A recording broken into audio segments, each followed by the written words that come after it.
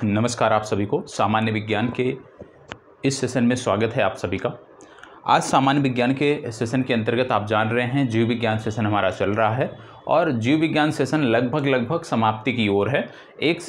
इसके बाद इस सेशन के बाद अधिकतम 1 से 2 वीडियो में आपका जीव विज्ञान का जो पोर्शन है जो आपकी परीक्षाओं में पूछा जाता है किसी भी राज्य विशेष में या किसी भी एक दिवसीय परीक्षा में, वो आपका कंप्लीट हो जाएगा। इससे ज़्यादा आपको जानने की ज़रूरत नहीं है। सिर्फ इतना आपको करना है कि जो कक्षाएं आप देख रहे हैं उनके बाद संबंधित पुस्तकों का भी आपको अध्ययन करना है, जिससे चीज़ें और व्यवस्थित तरीके से आपके मस्तिष्क में बैठ जाए।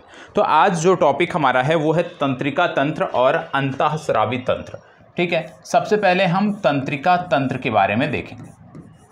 ठीक है, सबसे पहले जो हमारी चर्चा है वो तंत्रिका तंत्र की चर्चा है और उसके बाद अंतःस्रावी तंत्र के बारे में हम देखेंगे। और ये बहुत ही महत्वपूर्ण टॉपिक है, इसी को बोलते हैं नर्वस सिस्टम।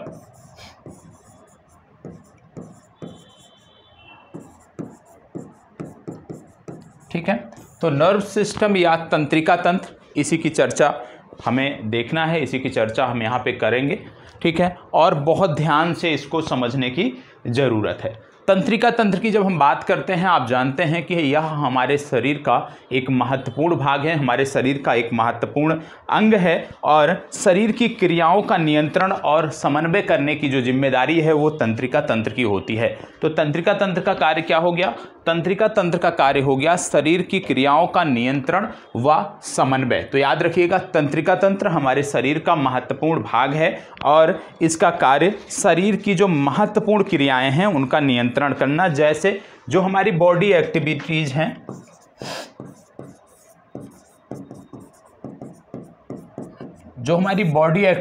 हैं, जैसे कोई भी जब आप कार्य करते हो, आप ऐसे समझ लो, तो सूचनाओं को बॉडी से ब्रेन तक पहुंचाना और ब्रेन से बॉडी को पहुंचाना। ठीक है, तो ब्रेन से बॉडी और बॉडी टू ब्रेन सूचनाओं का आदान प्रदान या सूचनाओं को स्थानांतरित करना जो काम है वो तंत्रिका तंत्र का काम होता है। ये आपको समझने की ज़रूरत है। तंत्रिका तंत्र की जब हम बात कर रहे हैं, इसके 2 भाग देखने को मिलते हैं। तंत्रिका तंत्र के 2 भाग देखने को मिलते हैं। ये 2 भाग कौन कौन से हैं तंत्रिका तंत्र के? यहाँ से ध्यान से पढ़िएगा और ये महत्वपूर्ण टॉपिक है, यहाँ से प्रश्न आपको देखने को मिलते हैं। तो 2 भाग कौन कौन से होते हैं तंत्रिका तंत्र के? पहला होता है केंद्रीय तंत्रिका तंत्र, पहला होता है केंद्रीय तंत्रिका तंत्र और दूसरा जो भाग आपको देखने को मिलता है इसको आप बोलते हैं परिधीय तंत्रिका तंत्र। क्या बोलते हैं? परिधीय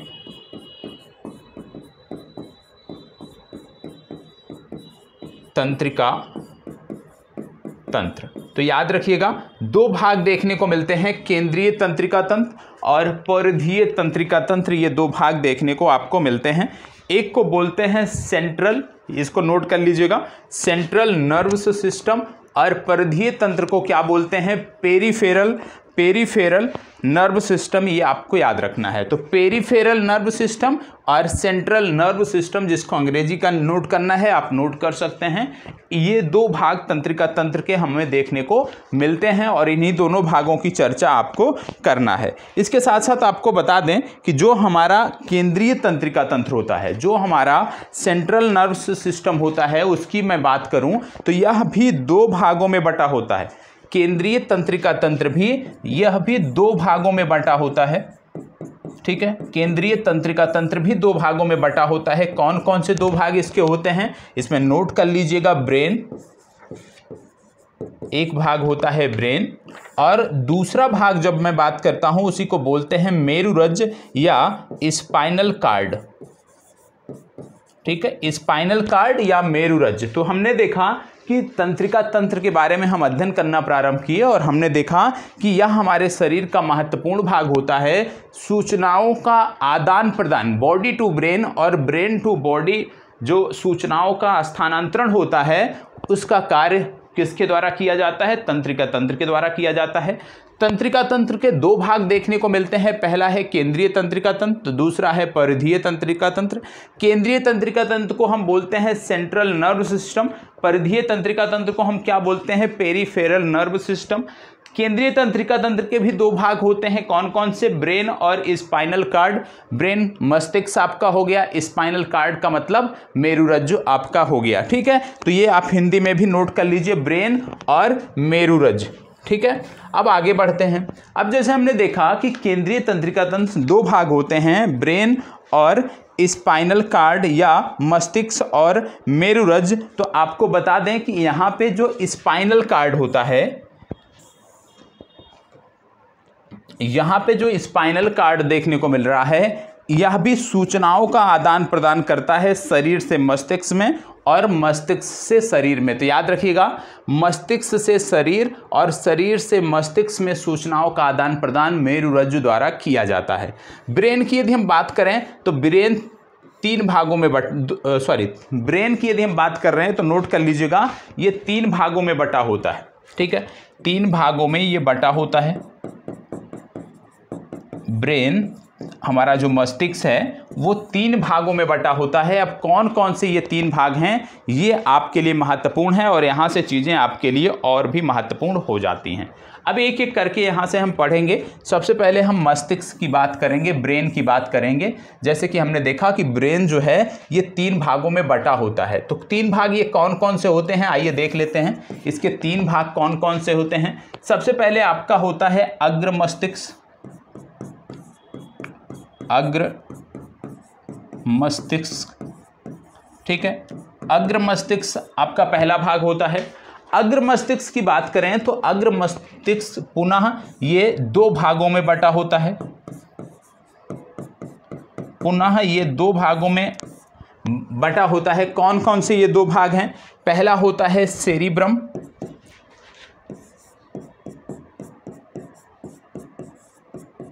सेरिब्रम, और दूसरा जो भाग इसमें होता है इसको भी नोट कर लीजिए। सेरिब्रम के बाद इसको बोलते हैं डाइनसिफेलॉन।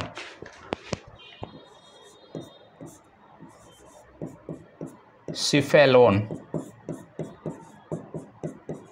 ठीक है, डाइनसिफेलॉन और सेरिब्रम, इन दो भागों में हमारा जो अग्र मस्तिष्क होता है ये बटा होता है, ये आपको पता होना चाहिए। सेरिब्रम के बारे में यदि आप कुछ नोट करना चाहते हैं तो नोट कर लीजिएगा, स्वयं से नोट कर लीजिएगा। क्या नोट करना है, यह ब्रेन का सबसे बड़ा भाग होता है। ब्रेन का सबसे बड़ा भाग, ब्रेन का ये सबसे बड़ा भाग होता है, ये नोट कर लेना है। ब्रेन का सबसे बड़ा भाग होने के साथ साथ जो बुद्धिमत्ता है, याद रखिएगा, बुद्धिमत्ता, चेतना शक्ति, बुद्धिमत्ता, चेतना शक्ति, नोट करते चलिएगा, स्मरण शक्ति, इन सब के लिए जिम्मेदार होता है। तो याद रखिएगा, सेरिब्रम जो है ये ब्रेन का सबसे बड़ा भाग होता है। बुद्धिमत्ता, चेतना शक्ति, स्मरण शक्ति, इन सब चीज़ों के लिए सेरिब्रम जिम्मेदार होता है। अब हम बात कर रहे हैं डाइनसिफेलॉन की। तो इसमें आपको बता दें कि ये दो भागों में बटा होता है। यह भी, इसके भी दो भाग होते हैं, इसके भी दो भाग देखने को मिलते हैं। कौन कौन से दो भाग देखने को मिलते हैं, नोट कर लीजिएगा। पहला भाग होता है थैलेमस। क्या भाग का नाम है, थैलेमस, थैलेमस। और दूसरे भाग का नाम क्या है, दूसरे भाग का नाम नोट कर लीजिए, इसको बोलते हैं हाइपोथैलेमस। क्या बोलते हैं, हाइपोथैलेमस। तो याद रखना है, थैलेमस और हाइपोथैलेमस, इन दो भागों में ये बटा होता है। जब हम यहाँ पे बात कर रहे हैं थैलेमस की, तो आप जानते हैं आपको जो दर्द का एहसास होता है, आपको जो ठंड का एहसास होता है, आपको जो गर्म का एहसास होता है, उसके लिए थैलेमस जिम्मेदार होता है। ठीक है, थैलेमस के कारण ही आपको सर्द, गर्म और आप कह लीजिए कि इस प्रकार का जो मौसम बदलने के साथ जो चीज़ें होती हैं उनका एहसास कौन कराता है, थैलेमस। तो याद रखिएगा, दर्द का एहसास, ठंड का एहसास, गर्मी का एहसास कौन कराता है, थैलेमस कराता है। थैलेमस इसके लिए जिम्मेदार होता है। हाइपोथैलेमस की बात करें तो आपको जो भूख लगती है, आपको जो भूख लगती है, जो आपको प्यास लगती है, ठीक है, आप किसी से घृणा करते हो या किसी के प्रति प्यार दर्शाते हो, मतलब भूख प्यास के साथ साथ जो भावनाएं आप प्रकट करते हो उसके लिए जिम्मेदार होता है हाइपोथैलेमस। तो इतना आपको याद रखना है कि हाइपोथैलेमस किन के लिए जिम्मेदार होता है। तो ये हमने किसकी चर्चा देखी, ये हमने देखा मस्तिष्क के पहले भाग अग्र मस्तिष्क के बारे में कि ये दो भागों में बटा होता है, और दोनों के बारे में हमने जो जानकारी हमारी परीक्षा की दृष्टि से महत्वपूर्ण है, जितनी जानकारी हमारी परीक्षा की दृष्टि से महत्वपूर्ण है उतना हमने देख लिया। अब हम देखेंगे मस्तिष्क के दूसरे भाग को। ठीक है, मस्तिष्क के दूसरे भाग को, और मस्तिष्क के दूसरे भाग की जब हम बात करते हैं इसको बोलते हैं मध्य मस्तिष्क। ठीक है, पहला हो गया अग्र मस्तिष्क, अब ये क्या है, ये है मध्य मस्तिष्क, ये दूसरा भाग है। मध्य मस्तिष्क की जब हम बात करते हैं तो यह भी दो भागों में बटा होता है, याद रखिएगा, यह भी दो भागों में बटा होता है। ठीक है, दो भागों में बटा होता है। कौन कौन से दो भाग होते हैं, नाम थोड़ा टिपिकल है, अच्छे से नोट कर लीजिएगा। इसको बोलते हैं कार्बोरा क्वाड्रिजेमिनी, कार्बोरा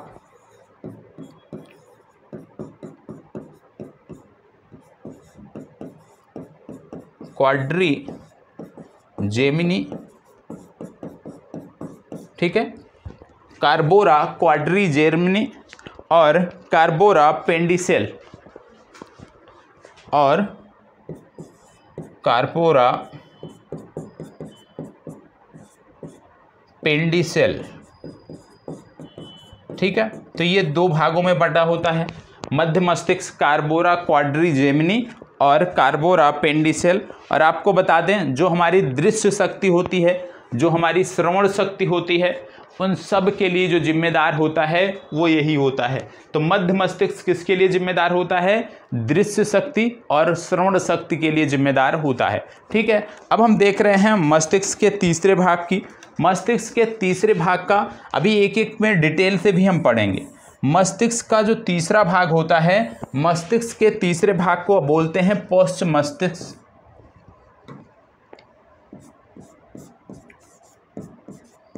पोस्ट मस्तिष्क, ठीक है। पोस्ट मस्तिष्क की जब हम बात करते हैं तो ये तीन भागों में बटा होता है, ये तीन भागों में बटा होता है। अब ये तीन भागों के नाम आपको पता होना चाहिए। ठीक है, पोस्ट मस्तिष्क की जब बात करते हैं, पहला भाग इसका आता है सेरिबेलम, याद रखिएगा सेरिब्रम अलग है, यहाँ पे सेरिबेलम की बात हम कर रहे हैं, सेरिबेलम।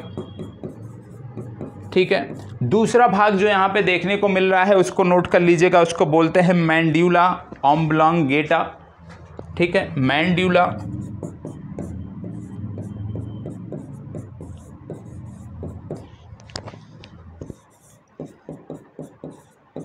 Oblongata, मैंड्यूला oblongata. ठीक है, तीसरा जो है वह है पांस बैरोल, नोट कर लीजिएगा पांस बैरोल। ठीक है, मैंड्यूला ऑब्लोंगेटा, ये आधा बा लिखा है मैंने, ऐसे ही लिखता हूँ, मैंड्यूला ऑब्लोंगेटा और पांस बैरोल, ये तीसरा भाग देखने को मिलता है। ठीक है, अब इसमें यदि हम बात करें तो सेरिबेलम का क्या कार्य है, इसका कार्य होता है शरीर का संतुलन बनाए रखना। ठीक है, संतुलन बनाए रखना।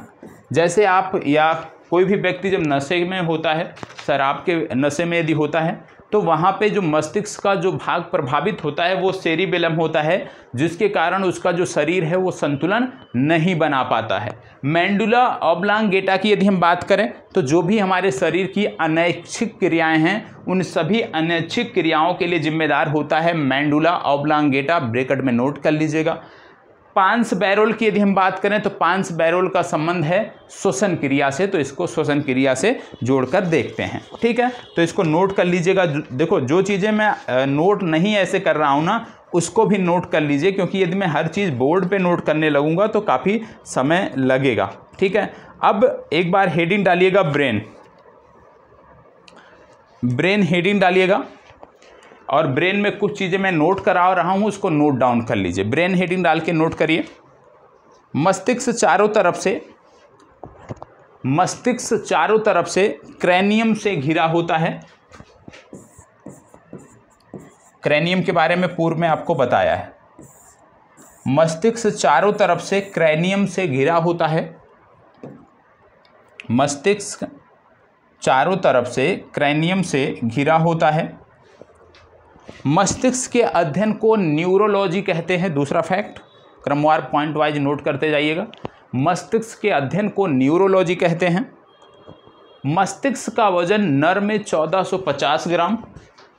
मस्तिष्क का वजन नर में 1450 ग्राम एवं मादा में 1350 ग्राम होता है।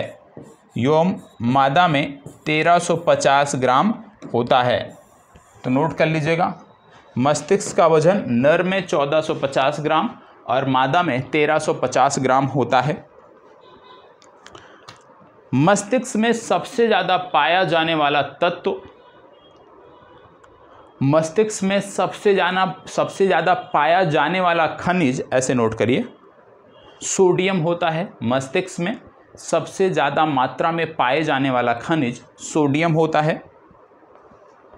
और आपको यह भी बता दें कि कोई भी व्यक्ति जो है उसके मस्तिष्क में एक दिन में यदि मैं बात करूं तो लगभग 70 से 80 हज़ार विचार आते हैं। 70 से 80 हज़ार विचार प्रत्येक व्यक्ति के मस्तिष्क में प्रत्येक दिन आते हैं। लेकिन इनमें से ज़्यादातर जो विचार होते हैं, आप मान लीजिए 90% जो विचार होते हैं ये नकारात्मक होते हैं। इसमें सिर्फ 10% विचार ऐसे हैं जो सकारात्मक होते हैं। तो ये भी आपको याद रखने की ज़रूरत है कि मस्तिष्क में जब हम बात करते हैं तो प्रतिदिन 70 से 80 हज़ार विचार आते हैं, लेकिन 10% ही इसमें से पॉजिटिव होते हैं। आगे नोट करिएगा, पूरे शरीर का लगभग 20% ग्लूकोज व ऑक्सीजन, पूरे शरीर का लगभग 20% ग्लूकोज और ऑक्सीजन मस्तिष्क में पाया जाता है। मस्तिष्क की कोशिकाओं को न्यूरॉन्स कहते हैं। पूर्व में भी बताया गया है, मस्तिष्क की कोशिकाओं को न्यूरॉन्स कहते हैं।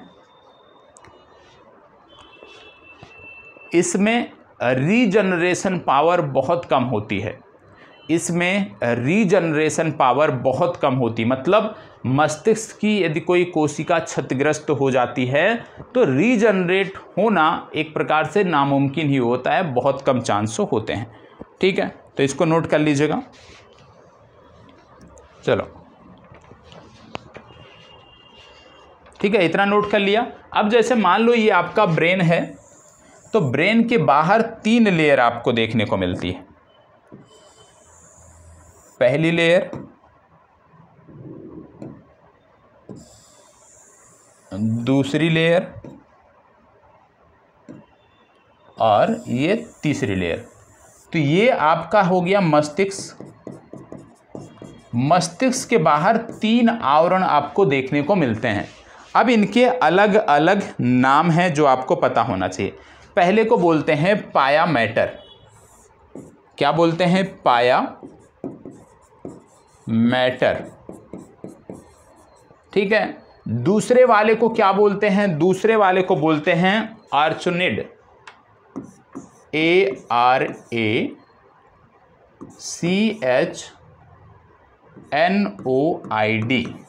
ठीक है। तीसरे वाले को क्या बोलते हैं? तीसरे वाले को नोट कर लीजिएगा, सबसे बाहर वाले को, सॉरी,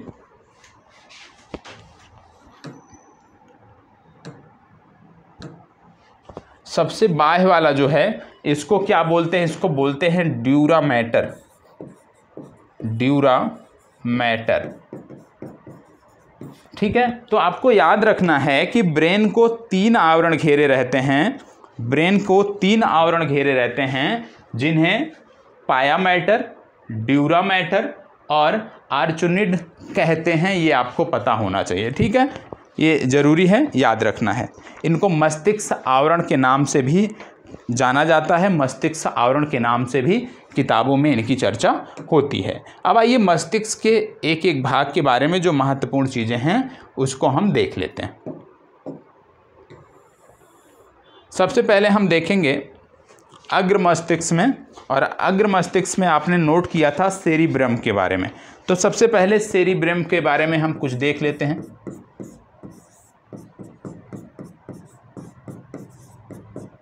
ठीक है, हेडिंग डाल लीजिएगा सेरिब्रम। अब इसके बारे में हमें देखना है।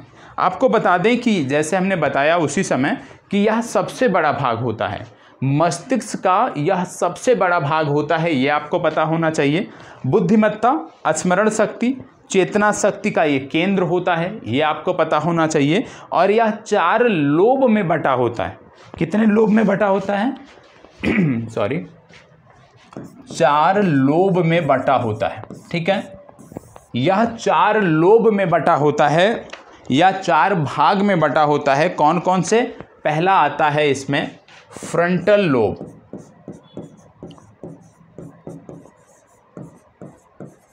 Frontal lobe.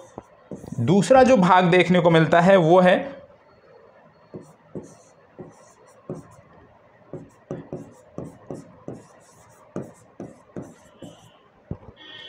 पहला हो गया आपका, देखो 4 भाग यहां पे नोट करने हैं। पहला हो गया फ्रंटल लोब, दूसरा हो गया पैरिटियल लोब, तीसरा हो गया ओसिपिटल लोब,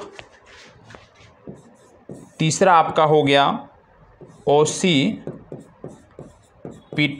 लोब, और चौथा इसमें जो आपका हो गया वो हो गया टेम्पोरल लोब,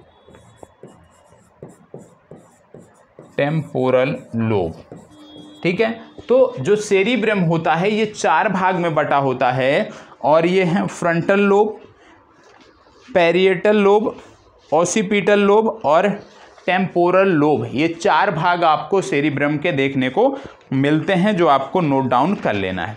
ठीक है, अब आपको बता दें कि जो सेरिब्रम होता है इसी में हिपोकैम्पस पाया जाता है। नोट कर लीजिएगा इसको भी कि इसी में क्या होता है, सेरिब्रम में ही क्या होता है, हिपोकैम्पस पाया जाता है। हिपोकैम्पस पाया जाता है, तो सेरिब्रम में ही हिपोकैम्पस पाया जाता है, इसको भी याद रखने की ज़रूरत है। फ्रंटल लोब के कार्य क्या होते हैं, एक एक करके देख लेते हैं। सबसे पहले हम देख लेते हैं फ्रंटल लोब के क्या कार्य हैं। तो आप इसमें नोट कर सकते हैं, फ्रंटल लोब के कार्यों में आप नोट कर सकते हैं कि जो इमेजिनेशन का कार्य होता है, जो इमेजिनेशन का कार्य होता है वो कहाँ होता है, फ्रंटल लोब में होता है। प्रॉब्लम सॉल्विंग का जो विचार आता है वो कहाँ से आता है, फ्रंटल लोब से आता है। डिसीजन मेकिंग का जो कॉन्सेप्ट आता है, विचार आता है, कहाँ से आता है, वो फ्रंटल लोब से आता है। विल पावर जो आपकी होती है वो कहाँ से आती है, फ्रंटल लोब से संबंधित है। क्रिएटिविटी जो आपकी होती है उसके लिए जिम्मेदार कौन है, फ्रंटल लोब होता है। आपकी पर्सनालिटी के लिए जिम्मेदार कौन होता है, फ्रंटल लोब होता है। तो फ्रंटल लोब के कार्य में नोट कर लीजिए, फ्रंटल लोब के कार्य में नोट कर लीजिए, इमेजिनेशन कार्य, प्रॉब्लम सॉल्विंग विचार, decision making, will power, creativity और पर्सनालिटी डेवलपमेंट के लिए ये जिम्मेदार होता है। ठीक है, साथ ही साथ बुद्धिमत्ता के लिए। तो ये फ्रंटल लोब के हो गए। दूसरा आपको जो नोट करना है वो है, इतना नोट कर लिया, दूसरा है पैरिटियल लोब, पार्शियल लोब या पैरिटियल जो भी आप बोलते हैं, इसमें नोट कर लीजिएगा कि जो लॉजिकल रीजनिंग होती है, जो तर्क संगतता आती है वो इसी के कारण आती है। साथ ही साथ जो मैथ और प्रॉब्लम सॉल्विंग या मैथ और कैलकुलेशन जो आपको आता है वो इसी के कारण आता है, पैरिटियल लोब के कारण। तो याद रखिएगा, तर्क संगतता और मैथ और कैलकुलेशन के लिए जिम्मेदार कौन सा होता है, पैरिटियल लोब होता है। ठीक है, फिर इसके बाद बात आती है occipital lobe. Occipital lobe, occipital lobe की जब हम बात करते हैं तो याद रखिएगा, विजुअल सेंसरी जो ऑर्गन होते हैं, नोट कर लीजिएगा, विजुअल सेंसरी ऑर्गन के लिए ये जिम्मेदार होता है, मतलब दृश्य संवेदना अंग के लिए ये जिम्मेदार होता है। तो लिख लीजिएगा, दृश्य संवेदना अंग के लिए ये जिम्मेदार होता है। ठीक है, और डिस्टेंस और डायरेक्शन के लिए जिम्मेदार होता है। दूसरा, डिस्टेंस और डायरेक्शन के लिए जिम्मेदार होता है। अगला temporal lobe. Temporal lobe, temporal lobe में नोट कर लीजिए, सुनने व सुनने वाले संवेदना सेंस के लिए जिम्मेदार होता है। यह सुनने वाले संवेदना सेंस के लिए जिम्मेदार होता है, साथ ही साथ ड्रीम फॉर्मेशन के लिए जिम्मेदार होता है। टेम्पोरल लोब सुनने वाली संवेदना के लिए जिम्मेदार, साथ ही साथ ड्रीम फॉर्मेशन के लिए जिम्मेदार होता है। ठीक है, हमने आपको बताया था कि इसी में एक संरचना पाई जाती है हिपोकैम्पस। हिपोकैम्पस क्या होता है? हिपोकैम्पस जो है सेरिब्रम में ही, जैसे मैंने बताया, पाया जाता है। तो हिपोकैम्पस को बोला जाता है हार्ड डिस्क ऑफ ब्रेन। तो यदि आपसे पूछ लिया जाए हार्ड डिस्क ऑफ ब्रेन किसे कहा जाता है, हिपोकैम्पस कहाँ पाया जाता है? सेरिब्रम में पाया जाता है। ठीक है, तो इसको याद रखना है। जो आप इमेज कोई देखते हो, जो आप कोई ड्रीम देखते हो, उसको जो याद कर पाते हो ना, तो उसको स्टोर जो किया जाता है वो हिपोकैम्पस में किया जाता है। तो ये तो बात हो गई सेरिब्रम की। ठीक है, सेरिब्रम की ये बात हो गई। ठीक है, अब अग्र मस्तिष्क की हम चर्चा कर रहे थे। तो अग्र मस्तिष्क का एक भाग था सेरिब्रम, और अग्र मस्तिष्क का जो दूसरा भाग था वो क्या था? अग्र मस्तिष्क का जो दूसरा भाग था ये था डाइनसिफेलॉन। ठीक है, अग्र मस्तिष्क का दूसरा भाग था डाइनसिफेलॉन।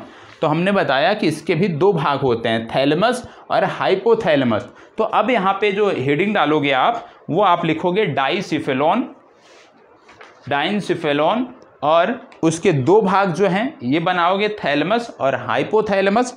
अब उसके बाद थैलेमस हेडिंग डाल के आपको लिखना है। ठीक है, थैलेमस हेडिंग डाल के लिखना है आपको। क्या लिखना है? थैलेमस में प्रमुख रूप से क्या लिखना है? लिखो, यह तीन संवेदी अंगों को थैलेमस में नोट करना है। यह तीन संवेदी अंगों को नियंत्रित करता है।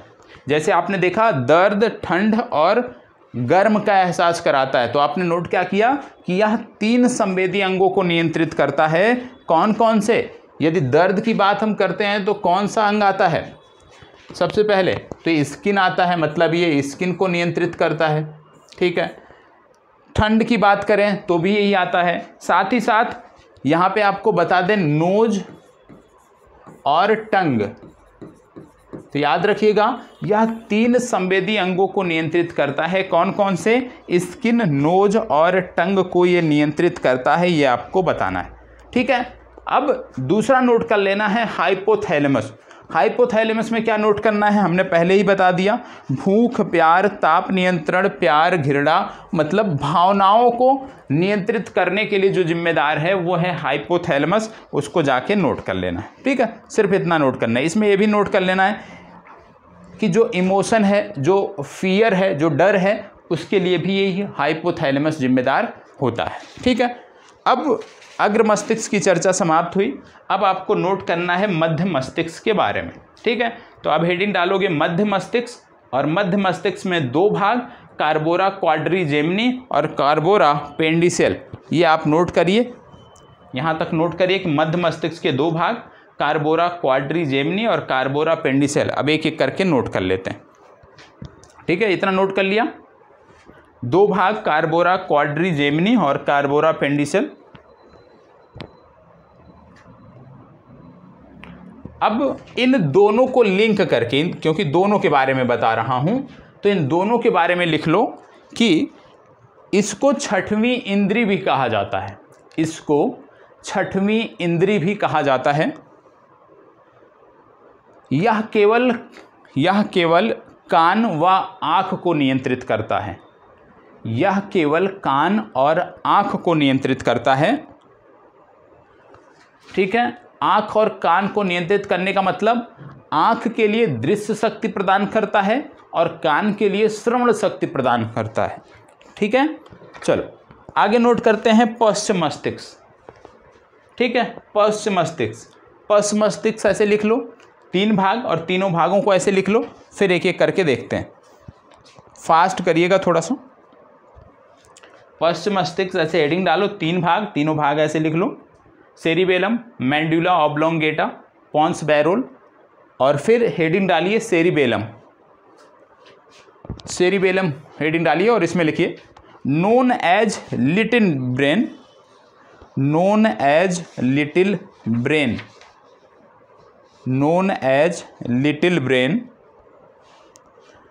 लिखो दूसरा पॉइंट, शरीर का संतुलन बनाए रखने के लिए जिम्मेदार, शरीर का संतुलन बनाए रखने के लिए जिम्मेदार ऐच्छिक क्रियाओं के लिए जिम्मेदार,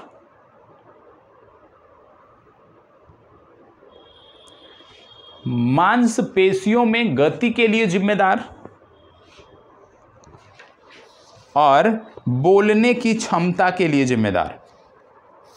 ठीक है, चलो अब दूसरा लिखो, मैंड्यूला ऑब्लांगेटा, मैंड्यूला ऑब्लांगेटा, इसमें नोट करो, अनैच्छिक क्रियाओं का नियंत्रण, अनैच्छिक क्रियाओं का नियंत्रण, अनैच्छिक क्रियाएं में कौन कौन, श्वसन, पाचन, रक्त परिसंचरण, ये सब अनैच्छिक क्रियाएं हैं, इनका जो नियंत्रण होता है वो होता है मैंड्यूला ऑब्लांगेटा के द्वारा। ठीक है, तीसरा नोट करो, पॉन्स, पॉन्स में नोट करो, इसका कार्य मैंड्यूला ऑब्लांगेटा के कार्यों में मदद करना है, इसका कार्य मैंड्यूला ऑब्लांगेटा के कार्यों में मदद करना है। बॉडी ब्रेन के कम्युनिकेटर के रूप में ये जाना जाता है, मदद करता है, यहाँ पे बॉडी ब्रेन कम्युनिकेशन में मदद करता है। ठीक है, चलो, जैसे बॉडी से सूचना पोन्स को जाती है और फिर सूचना ये मस्तिष्क को भेजता है। अब ये तो एक भाग कंप्लीट हो गया, तंत्रिका तंत्र का एक भाग कंप्लीट हो गया, कौन सा, आपने नोट किया था ना, केंद्रीय तंत्रिका तंत्र, दो भाग, कौन कौन से, ब्रेन और स्पाइनल कार्ड। ब्रेन की चर्चा यहाँ पे समाप्त हो गई, स्पाइनल कार्ड की चर्चा अब शुरू होगी। तो अब हेडिंग डालना है, हेडिंग डालना है स्पाइनल कार्ड या मेरुरज्जु, स्पाइनल कॉर्ड या मेरुरज्जु, स्पाइनल कॉर्ड या मेरुरज्जु हेडिंग डालिएगा।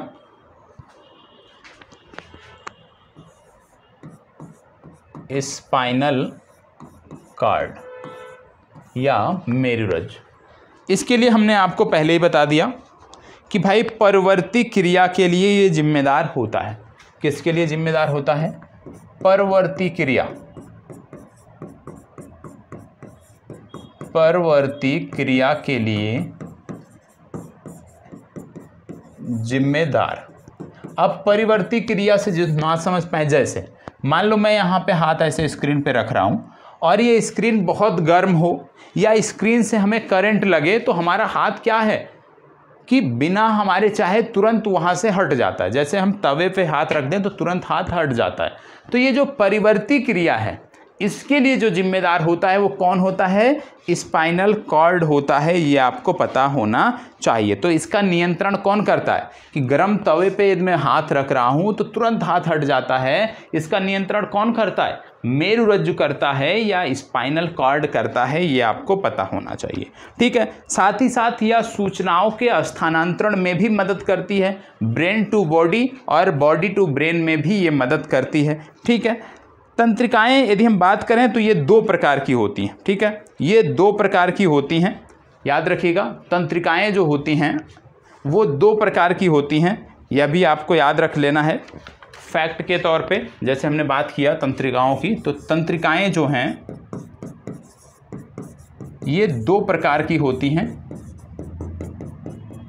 साइड में कहीं नोट कर लीजिएगा। कौन से दो प्रकार होते हैं, पहला होता है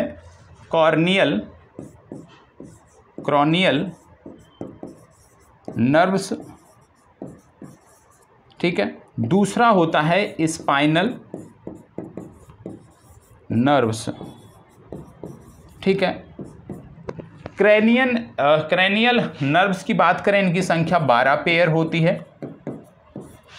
क्रैनियल नर्व्स की संख्या 12 पेयर और स्पाइनल नर्व्स की संख्या 31 पेयर होती है। ये भी आपको साइड में नोट कर लेना है, याद रखना है। ठीक है, अब हम आ जाते हैं अपने टॉपिक पे।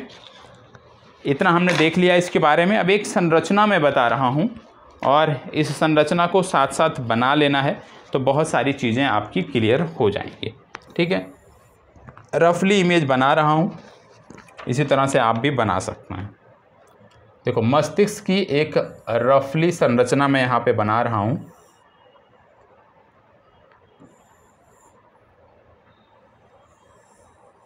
ठीक है, कुछ इस तरह से हमारा मस्तिष्क होता है।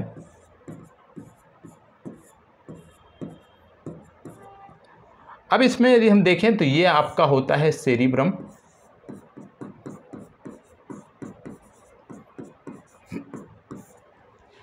ठीक है, ये होता है मिड ब्रेन,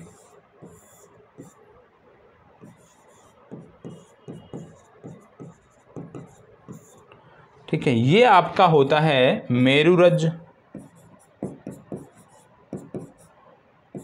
या स्पाइनल कार्ड, ठीक है, ये होता है आपका मेंडुला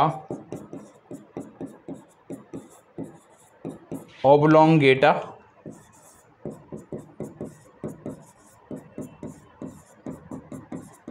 ठीक है। इसके बाद पॉन्स की बात आती है तो ये होता है पॉन्स, ठीक है। सेरिबेलम, ये आपका होता है सेरिबेलम, ठीक है।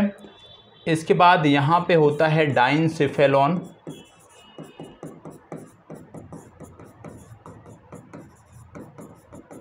ठीक है। तो ये कुछ संरचना आपकी देखने को मिलती है। अब यहाँ पे मैं नहीं बताऊंगा कि कौन सा अग्रभाग है कौन सा पश्च भाग है, क्यों?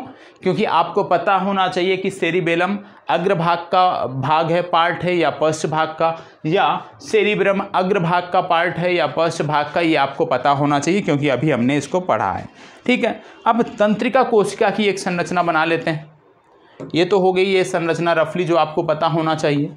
अब एक संरचना यहाँ पे मैं और आपको दिखा देता हूँ, तंत्रिका कोशिका की संरचना या न्यूरॉन्स की संरचना। तंत्रिका कोशिका या न्यूरॉन्स, नोट कर लीजिएगा।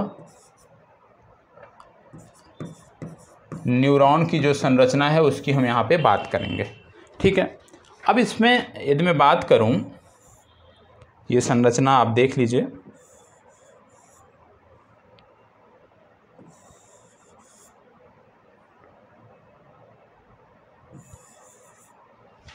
कुछ इस तरह से ये संरचना होती है।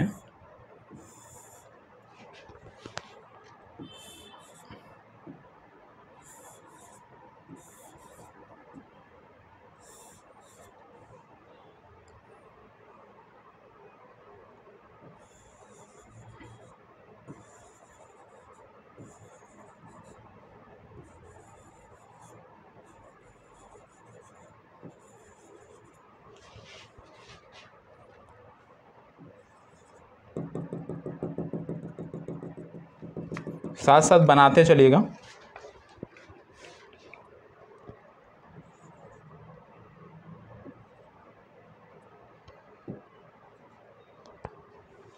ठीक है, लगभग लगभग बन गया है। अब इसमें कुछ नाम होते हैं वो आपको पता होना चाहिए।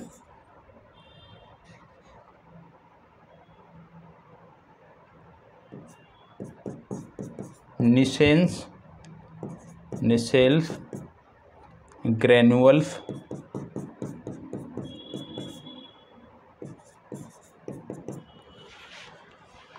डेंड्रॉन,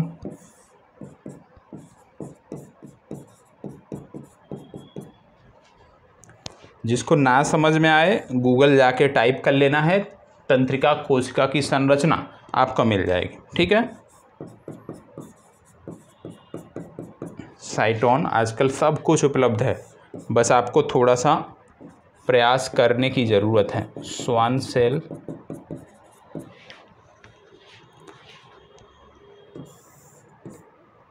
एक्सॉन,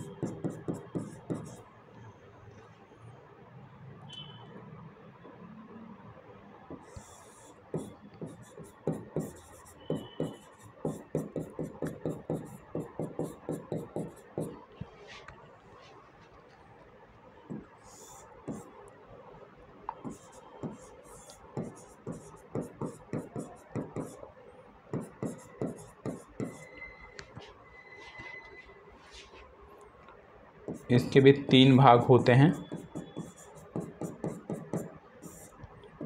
पहला डेंड्रॉन, दूसरा साइटोन और तीसरा एक्सॉन। ठीक है। अब इसमें जो गैप होता है, ये जो 2 संरचनाएं ये जो बनी हैं, इनके बीच में ये जो गैप होता है इसको क्या कहते हैं? इसको बोलते हैं स्पेस, इसको बोलते हैं नोड ऑफ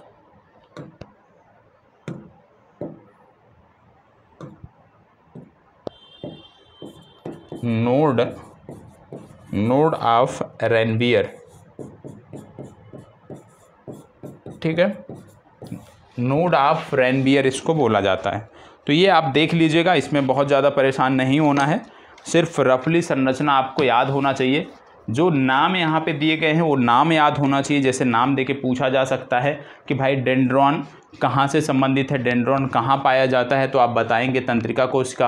आपसे बोल ले साइटोन कहाँ पाया जाता है, तो आप बताएंगे तंत्रिका कोशिका। सिर्फ इसके लिए आपको इसको याद रखना है। ठीक है, तो ये हमारा कंप्लीट हो गया तंत्रिका तंत्र। और तंत्रिका तंत्र के बाद जो हमारा अगला टॉपिक है ये आता है अंतःस्रावी तंत्र या एंडोक्राइन सिस्टम।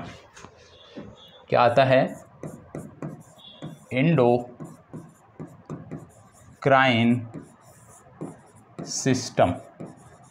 ठीक है, एंडोक्राइन सिस्टम या इसी को हम बोलते हैं अंतःस्रावी तंत्र। क्या बोलते हैं इसको? इसी को हम बोलते हैं अंतःस्रावी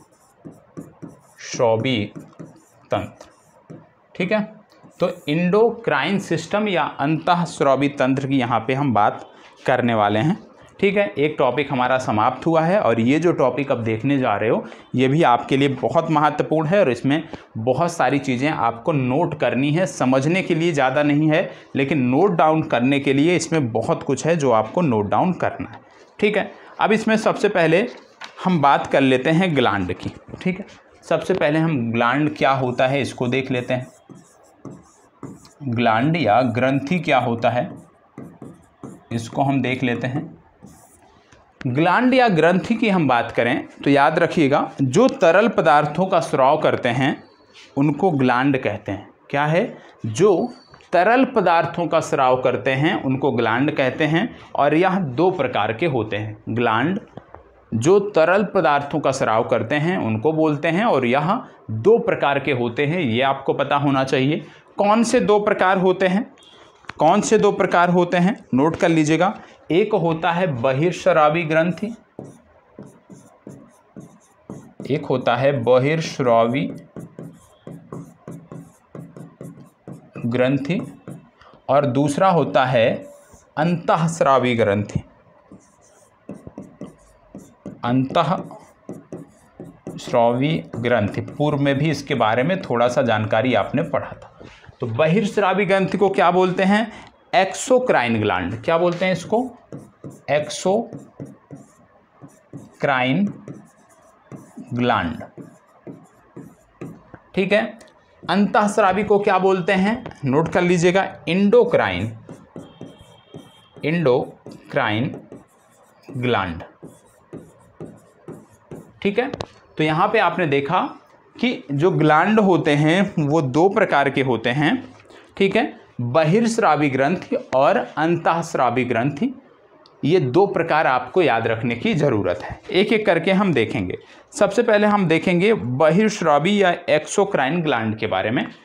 बहिर्स्रावी या एक्सोक्राइन ग्लैंड के बारे में आपको क्या नोट करना है? आपको यह पता होना चाहिए कि यह नलिका युक्त होता है और नलिका युक्त होने के कारण एंजाइम हो गया। एंजाइम के साथ साथ जो लार, जिसको सलाइवा आप बोलते हैं, जो स्वेट या पसीना आप बोलते हैं, तो इन सभी का जो स्राव होता है वो बहिर्स्रावी ग्रंथि से होता है। और बहिर्स्रावी ग्रंथि नलिका युक्त होती है, ये आपको पता होना चाहिए। किन किन चीज़ों का स्राव होता है? जैसे हमने देखा बहुत सारे एंजाइम होते हैं जिनका स्राव होता है, सलाइवा होता है उसका स्राव होता है, और साथ ही साथ पसीने या स्वेट का जो स्राव होता है वो इनके द्वारा होता है, ये आपको पता होना चाहिए। ठीक है, अब यदि हम बात करें अंतःस्रावी ग्रंथि के बारे में, तो अंतःस्रावी ग्रंथि नलिका विहीन होती है। दोनों में प्रमुख अंतर क्या है? इसमें नलिका पाई जाती है। ठीक है, अंतःस्रावी में नलिका देखने को नहीं मिलती है। ठीक, तो इसमें नलिका नहीं पाई जाती है। यदि नलिका नहीं पाई जाती है फिर स्राव कैसे होता है? यहाँ पे आपको बता दें कि अंतःस्रावी ग्रंथ से हार्मोन्स का स्राव होता है, और क्योंकि नलिका नहीं पाई जाती तो हार्मोन्स का स्राव कैसे होगा? तो याद रखना है कि हार्मोन्स, ये जो अंतःस्रावी ग्रंथि है ये हार्मोन्स को ब्लड में स्रावित करती है और फिर रक्त के माध्यम से ये इसका आप कह सकते हैं परिवहन होता है। ये आपको पता होना चाहिए। ब्लड का सहारा क्यों लेती है ये ग्रंथ? क्योंकि इसमें नलिका नहीं पाई जाती है। ठीक है, और एक तीसरी भी होती है जिसको बोलते हैं मिश्रित ग्रंथि। मिश्रित ग्रंथि कहाँ पाई जाती है? उदाहरण के रूप में अग्नाशय को ले लीजिए, क्योंकि यहाँ पे एक्सोक्राइन और इंडोक्राइन दोनों प्रकार की ग्रंथि देखने को मिलती है, इसीलिए इसको हम बोलते हैं मिश्रित ग्रंथि। उदाहरण के रूप में अग्नाशय हमने देख लिया। और आपको बता दें कि यहीं पर लैंगरहैंस की द्वीपिकाएँ पाई जाती हैं, और यह 3 सेल रखती हैं। कौन कौन से? लैंगरहैंस की जो द्वीपिकाएँ हैं कौन कौन से सेल रखती हैं? 3 सेल रखती हैं, alpha cell, beta cell, gamma cell. अभी हम इसको समझेंगे। ठीक है, तो अभी सिर्फ इतना नोट कर लीजिए। बहिर्स्रावी का जो मैंने बताया वो नोट कर लिया होगा। अंतःस्रावी में भी उम्मीद करता हूँ नोट किया होगा कि ये नलिका विहीन होती है, हार्मोन्स का स्राव होता है। क्योंकि ये नलिका विहीन है इसलिए हार्मोन्स का स्राव रक्त के माध्यम से होता है और परिवहन रक्त इसका करता है। इतना नोट कर लीजिए। और फिर तीसरा हेडिंग डाल लीजिएगा मिश्रित ग्रंथि। ठीक है, मिश्रित ग्रंथि पहले सबके बारे में थोड़ा थोड़ा नोट कर लीजिए, फिर अभी हम डिटेल में पढ़ेंगे। तो आप तीसरा नोट कर लो, मिश्रित ग्रंथि। मिश्रित ग्रंथि में नोट कर लो, मिश्रित ग्रंथि का बेहतर उदाहरण अग्नाशय है,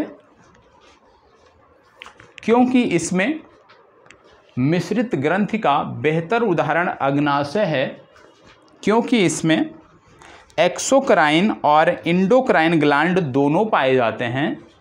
क्योंकि इसमें एक्सोक्राइन और इंडोक्राइन ग्लैंड दोनों पाए जाते हैं, इसीलिए इसको मिश्रित ग्रंथि कहते हैं। इसीलिए इसको मिश्रित ग्रंथि कहते हैं। इनमें लैंगरहैंस की द्वीपिकाएँ पाई जाती हैं। इनमें लैंगरहैंस की द्वीपिकाएँ पाई जाती हैं और ये 3 सेल रखती हैं। और ये 3 सेल रखती हैं। कौन कौन से? अल्फा सेल, बीटा सेल और gamma cell. Alpha, beta, gamma cell. अब इनके बारे में थोड़ा सा नोट कर लेते हैं अतिरिक्त। अल्फा सेल में सिर्फ इतना याद रखना है कि अल्फा सेल जिस हार्मोन्स का स्राव करता है उसको बोलते क्या हैं? अल्फा सेल नोट करिएगा, पहले नोट कर लिया कि द्वीपिकाएँ पाई जाती हैं जिनमें 3 सेल होते हैं, alpha cell, beta cell, gamma cell. अब नोट करिए कि अल्फा सेल जिस हार्मोन्स का स्राव करता है इसको बोलते हैं ग्लूकागोन।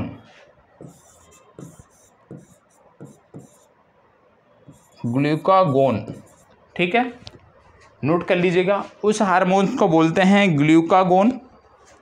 बीटा सेल जिस हार्मोन्स का स्राव करते हैं इसको बोलते हैं इंसुलिन। गामा सेल जिस हार्मोन्स का स्राव करती है उसको नोट कर लीजिएगा, सोमैटोस्टैटिन। सोमैटोस्टैटिन। तो ये आपने फैक्ट एक एक नोट कर लिया कि अल्फा सेल जिस हार्मोन्स का स्राव करती है उसको बोलते हैं ग्लूकागोन। बीटा सेल जिस हार्मोन्स का स्राव करती है उसको बोलते हैं इंसुलिन। गामा सेल जिस हार्मोन्स का स्राव करती है उसको बोलते हैं सोमैटोस्टैटिन। ठीक है, चले अब इसी में नोट कर लीजिएगा, इंसुलिन के बारे में थोड़ा सा फैक्ट नोट कर लीजिएगा। इंसुलिन के बारे में थोड़ा सा फैक्ट कि इंसुलिन का कार्य इंसुलिन का कार्य ब्लड में ग्लूकोज के लेवल को नियंत्रित करना है। इंसुलिन का कार्य ब्लड में ग्लूकोज के लेवल को नियंत्रित करना है। इंसुलिन का कार्य ब्लड में ग्लूकोज के लेवल को नियंत्रित करना है।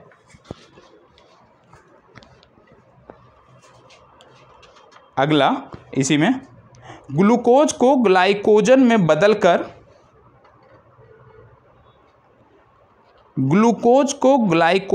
बदलकर लीवर में संचित करने का कार्य भी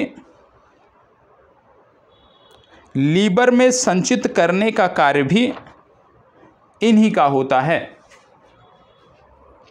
लीवर में संचित करने का कार्य भी इन्हीं का होता है। ठीक है, तो आपने समझ लिया यहाँ पे अंतःस्रावी ग्रंथियों के बारे में, बहिर्स्रावी ग्रंथियों के बारे में, और आपने देखा कि ये जो ग्रंथियाँ होती हैं इनसे हार्मोन्स का स्राव होता है। तो अब यहीं से हमारा टॉपिक प्रारंभ हो जाता है। क्या कि भाई मानव शरीर में जो पाई जाने वाली एंडोक्राइन ग्लैंड है उससे कौन कौन से हार्मोन्स का स्राव होता है। तो मानव शरीर में पाई जाने वाली जो एंडोक्राइन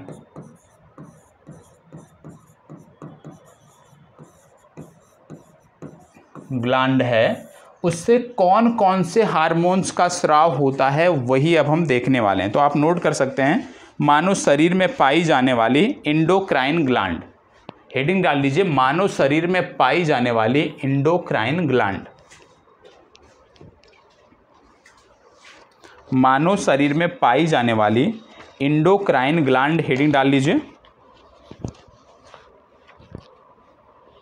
ठीक है, अंतःस्रावी ग्रंथियों के बारे में अब हम देखने वाले हैं। एंडोक्राइन ग्लैंड के बारे में हम देखने वाले हैं, ऐसी ग्रंथियां जो कि नलिका विहीन होती हैं। एक फिगर मैं बता रहा हूं, इसको बना लीजिएगा साथ साथ तो बेहतर रहेगा।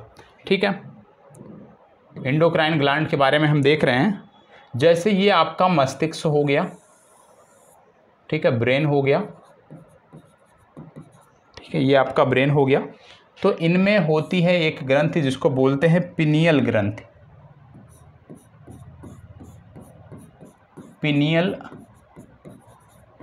पिनियल ग्रंथि, ठीक है, पिनियल ग्रंथि। और एक होती है पीयूष ग्रंथि, नाम तो सुना होगा, पीयूष ग्रंथि। मैं ग्रंथि नहीं लिख रहा हूँ, आप नोट कर लीजिएगा। पिनियल ग्रंथि, पीयूष ग्रंथि, ये ब्रेन से संबंधित हो गए। ब्रेन के बाद थोड़ा सा नीचे आते हैं तो एक एच आकार की संरचना मिलती है। ठीक है, अब इसको क्या बोलते हैं, इसको बोलते हैं थायराइड ग्रंथि। क्या बोलते हैं इसको, थायराइड ग्रंथि। ठीक है, मैं जी लिख दे रहा हूं तो मतलब ग्लैंड, थायराइड ग्रंथि इसको बोलते हैं। इसके बाद एच संरचना के नीचे एक ऐसे डॉट संरचना देखने को मिलती है, इसको बोलते हैं पैराथायराइड ग्रंथि। क्या बोलते हैं इसको, पैराथायराइड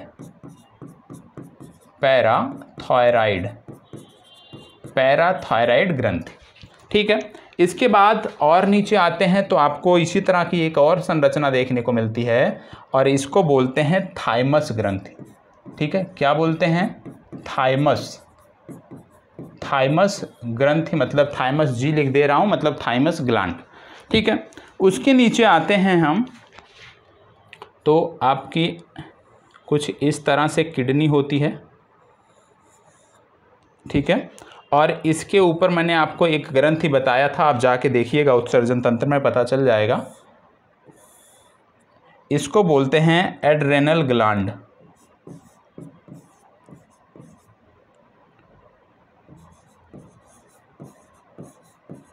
ठीक है, एड्रेनल ग्लैंड या अधिवृक्क ग्रंथि, इसका हिंदी होता है अधिवृक्क ग्रंथि। ठीक है, इसके बाद यहाँ पे ये आपका हो गया अग्नाशय।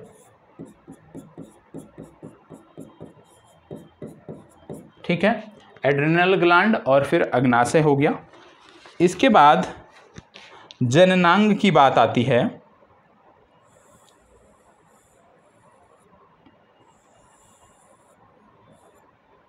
तो यहाँ पे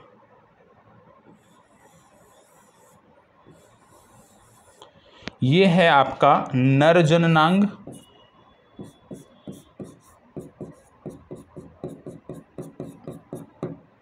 ठीक है, और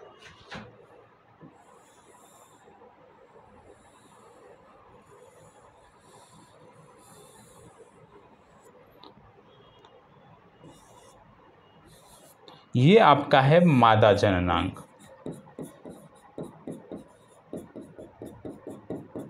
ठीक है, इतना नोट कर लो। मानव शरीर में पाई जाने वाली जो इंडोक्राइन ग्लैंड है ये आप नोट कर लो। अब यहाँ से देखना, क्योंकि ये जो सभी ग्लैंड है ना, ये अलग अलग हार्मोन्स स्रावित करती हैं जो आपकी परीक्षाओं के लिए महत्वपूर्ण है। तो इसको एक रफली बना लो और उसके बाद से फिर हम एक एक ग्रंथि को पकड़ेंगे और उससे जुड़े हुए तथ्यों के बारे में देखेंगे। ठीक है, सबसे पहले अब जो शुरुआत करेंगे हम वो करेंगे पीयूष ग्रंथि से। ठीक है, पीयूष ग्रंथि से हम शुरुआत करेंगे। चलो, सबसे पहले जो शुरुआत होगी वो हो जा रही है पीयूष ग्रंथि से। पीयूष ग्रंथि आपको हेडिंग डालना है और पीयूष ग्रंथि से जुड़े हुए फैक्ट आपको लिखना है। आपको बता दें कि पीयूष ग्रंथि जिन हार्मोन्स का स्राव करती है, नोट कर लीजिएगा, आप नोट करो। पीयूष ग्रंथि द्वारा स्रावित हार्मोन्स, पीयूष ग्रंथि द्वारा स्रावित हार्मोन्स, पहला वैसोप्रेसिन, वैसोप्रेसिन नोट कर लो। दूसरा ऑक्सीटोसिन,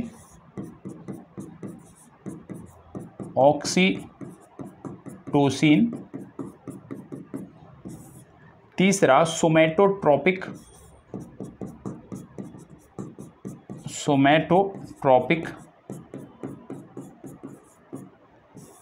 अगला एड्रीनोकार्टिस,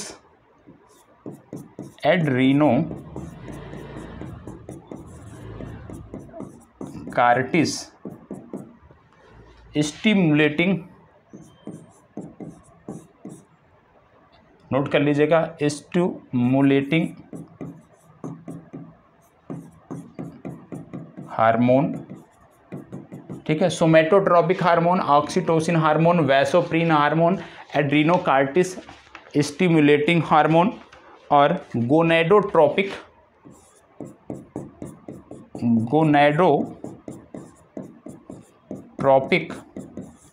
स्टिमुलेटिंग हार्मोन। और गोनेडोट्रोपिक स्टिमुलेटिंग हार्मोन जो है ये दो प्रकार का होता है। कौन कौन से, इसमें भी नोट कर लीजिएगा, फॉलिकल और ल्यूटिनाइजिंग। ठीक है, फॉलिकल और ल्यूटिनाइजिंग।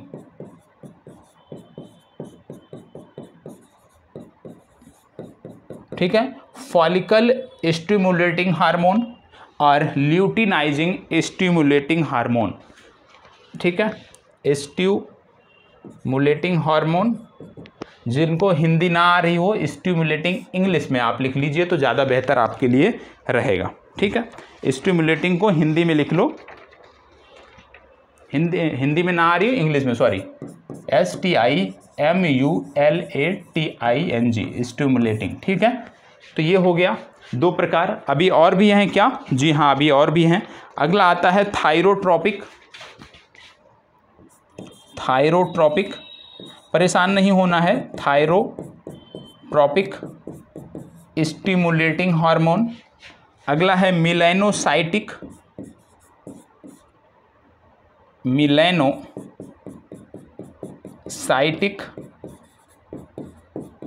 Stimulating hormone. अगला है प्रोलैक्टिन,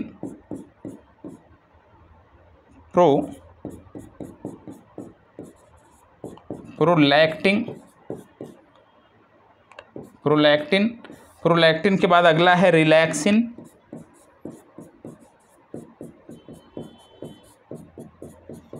ठीक है, तो ये आपके हो गए हार्मोन जो कि पीयूष ग्रंथि से स्रावित होते हैं।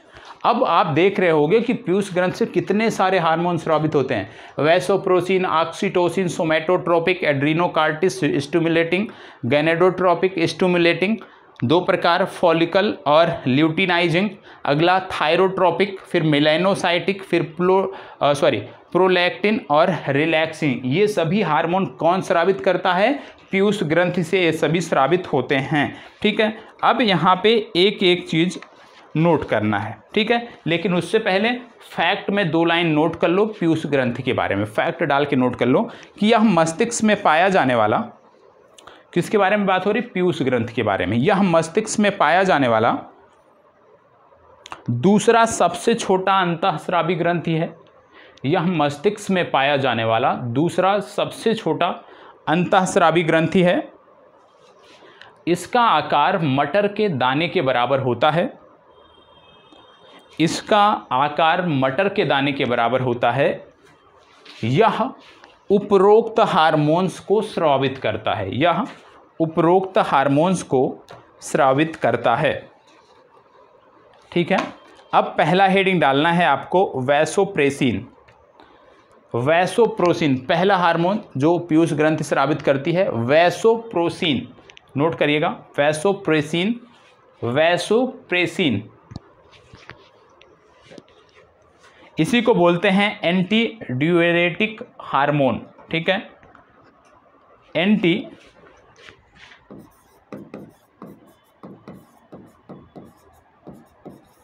Diuretic hormone. ठीक है, एक अन्य नाम भी है। अब इसमें नोट करिएगा, इसको मूत्ररोधी हार्मोन भी कहते हैं। फास्ट नोट करिए, इसको मूत्ररोधी हार्मोन भी कहते हैं। यदि इसकी कमी हो जाए तो, यदि इसकी कमी हो जाए या यदि इसकी कमी हो जाए या कम स्रावित हो तो, यदि इसकी कमी हो जाए या कम स्रावित हो तो शरीर में जल का असंतुलन हो जाएगा। शरीर में जल का असंतुलन हो जाएगा। अगले लाइन में, इसकी कमी से बार बार मूत्र विसर्जन होगा व निर्जलीकरण हो जाएगा। निर्जलीकरण हो जाएगा। यदि यह समस्या लंबे समय तक बनी रहे तो, यदि यह समस्या लंबे समय तक बनी रहे तो इसे डायबिटीज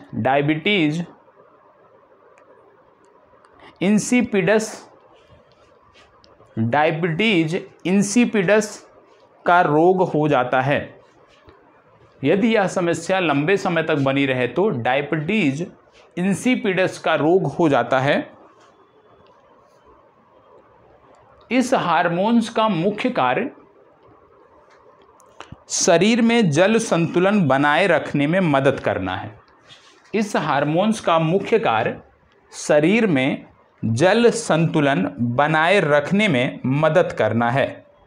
ठीक है, तो चलो वैसोप्रोसिन के बारे में बात खत्म हो गई। अब हम देखेंगे ऑक्सीटोसिन के बारे में। तो नोट कर लो, ऑक्सीटोसिन हार्मोन, इसमें नोट करो, इसे बर्थ हार्मोन्स के नाम से भी जाना जाता है। इसे बर्थ हार्मोन्स के नाम से भी जाना जाता है। यह जन्म को आसान बनाता है और महिला में लेबर पेन के लिए जिम्मेदार है। महिला में लेबर पेन के लिए जिम्मेदार है। अगला फैक्ट, यह दुग्ध स्राव को भी प्रेरित करता है। यह दुग्ध स्राव को भी प्रेरित करता है। इसको लब हार्मोन के नाम से भी जाना जाता है। इसको लब हार्मोन्स, माता और शिशु के बीच लब हार्मोन्स के नाम से भी जाना जाता है। अगला नोट करिए, सोमैटोट्रोपिक। ऑक्सीटोसिन आपका हो गया। अगला somatotropic hormone, somatotropic stimulating hormone. Somatotropic stimulating hormone, इसको नोट करिएगा। इसको ग्रोथ हार्मोन कहते हैं, इसको ग्रोथ हार्मोन कहते हैं। इसकी कमी से शरीर बौना रह जाता है, इसकी कमी से शरीर बौना रह जाता है और इसकी अधिकता से शरीर भीमकाय हो जाता है, इसकी अधिकता से शरीर भीमकाय हो जाता है। ठीक है। अगला नोट करो गोनेडोट्रोपिक। अगला नोट करो गोनेडोट्रोपिक हार्मोन। हेडिंग डालो gonadotropic stimulating hormone. Gonadotropic stimulating hormone लिखो। इसके दो प्रकार हैं, इसके दो प्रकार हैं। पहला luteinising stimulating hormone, luteinising stimulating hormone, और दूसरा follicle stimulating hormone. Follicle stimulating hormone और ल्यूटिनाइजिंग स्टिमुलेटिंग हार्मोन। अब जो बता रहा हूं वो दोनों के बारे में है, फॉलिकल और ल्यूटिनाइजिंग दोनों के बारे में। इसमें नोट करिएगा, यह प्रजनन अंगों की वृद्धि में मदद करता है, यह प्रजनन अंगों में वृद्धि में मदद करता है, साथ ही नर एवं मादा युग्मक के वृद्धि में मदद करता है। यह प्रजनन अंगों में वृद्धि में मदद करता है, साथ ही नर एवं मादा युग्मक के वृद्धि में मदद करता है। ठीक है, ये हो गया आपका। अगला गोनेडोट्रोपिक हो गया, फॉलिकल और ल्यूटिनाइजिंग। अब क्या बचा आपका? अब नोट करिए adrenocortical stimulating hormone. Adrenocortical stimulating hormone, heading डालिए एड्रीनोकार्टिस स्टिमुलेटिंग हार्मोन। इसमें नोट करिए, यह अधिवृक्क ग्रंथि को, यह अधिवृक्क ग्रंथि को, और अधिवृक्क ग्रंथि को इंग्लिश में बोलते हैं एड्रेनल ग्लैंड। ठीक है, तो यह एड्रेनल ग्लैंड या अधिवृक्क ग्रंथि को हार्मोन्स स्रावित करने के लिए प्रेरित करता है। यह एड्रेनल ग्लैंड को हार्मोन्स स्रावित करने के लिए प्रेरित करता है। ठीक है, चलो ये हो गया। अब अगला आपका आ गया थायरोट्रोपिक। ठीक है, अब आपका आ गया थायरोट्रोपिक, तो हेडिंग डालिए thyrotropic hormone. Thyrotropic stimulating hormone, thyrotropic stimulating hormone. इसमें नोट करिएगा, यह थायराइड ग्रंथि से निकलने वाले हार्मोन्स को, यह थायराइड ग्रंथि से निकलने वाले हार्मोन्स को स्रावित करने के लिए प्रेरित करता है। थायराइड ग्रंथि से निकलने वाले हार्मोन्स को स्रावित करने के लिए प्रेरित करता है। अगला मिलेनोसाइटिक स्टिमुलेटिंग हार्मोन। अगला मिलेनोसाइटिक स्टिमुलेटिंग हार्मोन। इसमें नोट करिए, यह मेलानिन,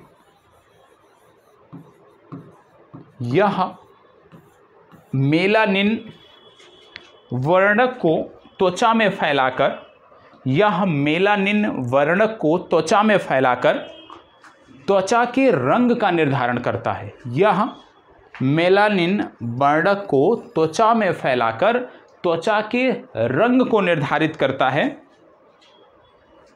यदि ये मेलानिन ज़्यादा हो जाए किसी की त्वचा में तो त्वचा सांवली हो जाती है या काली हो जाती है।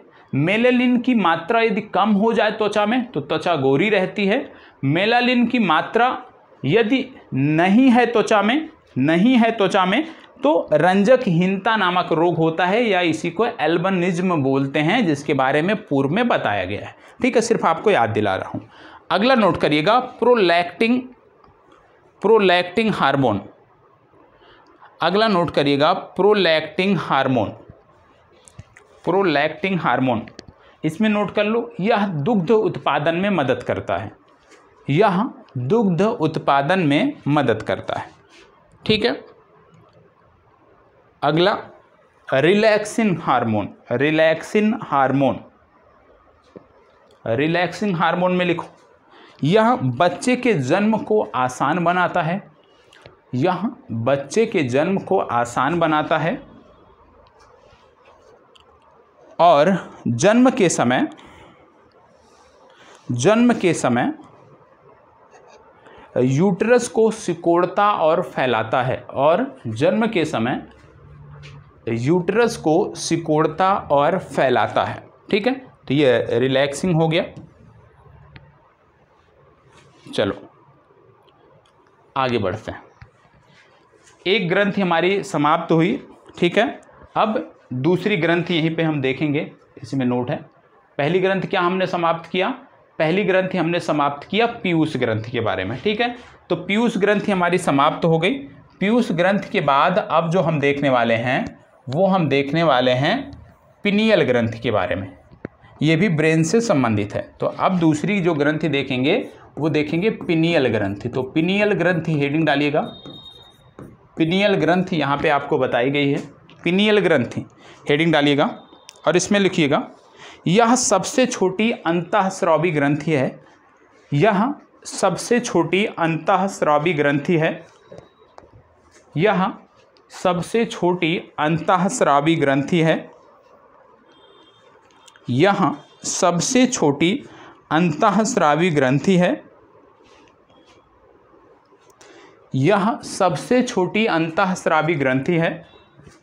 यह मस्तिष्क में पाई जाती है। यह मस्तिष्क में पाई जाती है। यह मस्तिष्क में पाई जाती है। यह मस्तिष्क में पाई जाती है। इससे मेलाटोनिन हार्मोन, इससे मेलाटोनिन हार्मोन, इससे मेलाटोनिन हार्मोन स्रावित होता है। इससे मेलाटोनिन हार्मोन स्रावित होता है। इस हार्मोन्स को, मेलाटोनिन को, इस हार्मोन्स को darkness or night hormone, darkness या नाइट हार्मोन्स के नाम से जानते हैं। डार्कनेस या नाइट हार्मोन्स के नाम से जानते हैं। यह अगले लाइन में, यह सोने व जागने की क्रिया को नियंत्रित करता है। यह सोने व जागने की क्रिया को नियंत्रित करता है। यह तंत्रिका कोशिका की रिकवरी करता है। इसे जैविक घड़ी कहा जाता है। इसे जैविक घड़ी कहा जाता है। कमी से अनिद्रा नामक रोग होता है। कमी से अनिद्रा नामक रोग होता है। ठीक है, अब हेडिंग डालिए थायराइड ग्रंथि। अगला जो नोट करना है वो है थायराइड ग्रंथि। हम यहाँ पे पहुँच चुके हैं, जो एच आकार आपने बनाया था, थायराइड ग्रंथि। तो अगली हेडिंग थायराइड ग्रंथि नोट करिएगा। थायराइड ग्रंथि, चले नोट करिएगा थायराइड ग्रंथि। इसमें नोट करिएगा, यह गले के हिस्से में पाया जाता है। थायराइड ग्रंथि की बात, यह गले के हिस्से में पाया जाता है। यह सबसे बड़ी अंतःस्रावी ग्रंथि है। यह सबसे बड़ी अंतःस्रावी ग्रंथि है और यह थायरॉक्सिन हार्मोन्स को स्रावित करती है। और यह थायरॉक्सिन हार्मोन्स को स्रावित करती है। और यह थायरॉक्सिन हार्मोन्स को स्रावित करती है, जिसकी कमी से निम्न रोग होते हैं। तो इसकी कमी से कौन कौन से रोग होते हैं? थायरॉक्सिन हार्मोन्स की कमी से। तो नोट कर लीजिएगा, नोट कर लीजिएगा, क्रेटिनिज्म,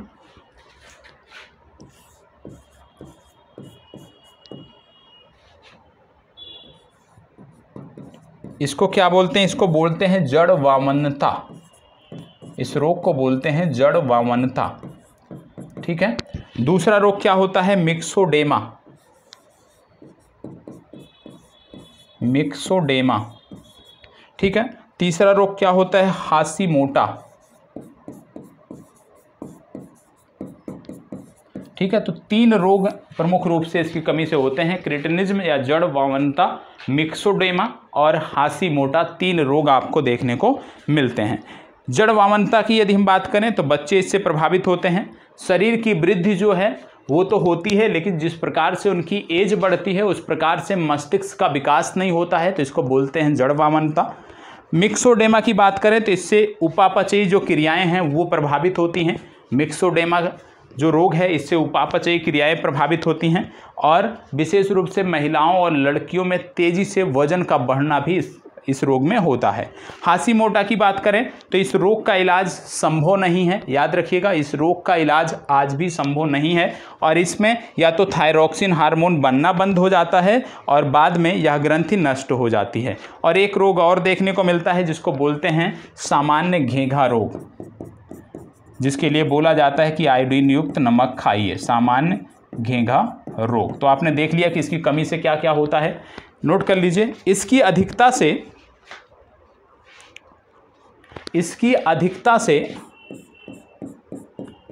एक्सोफैल्मिक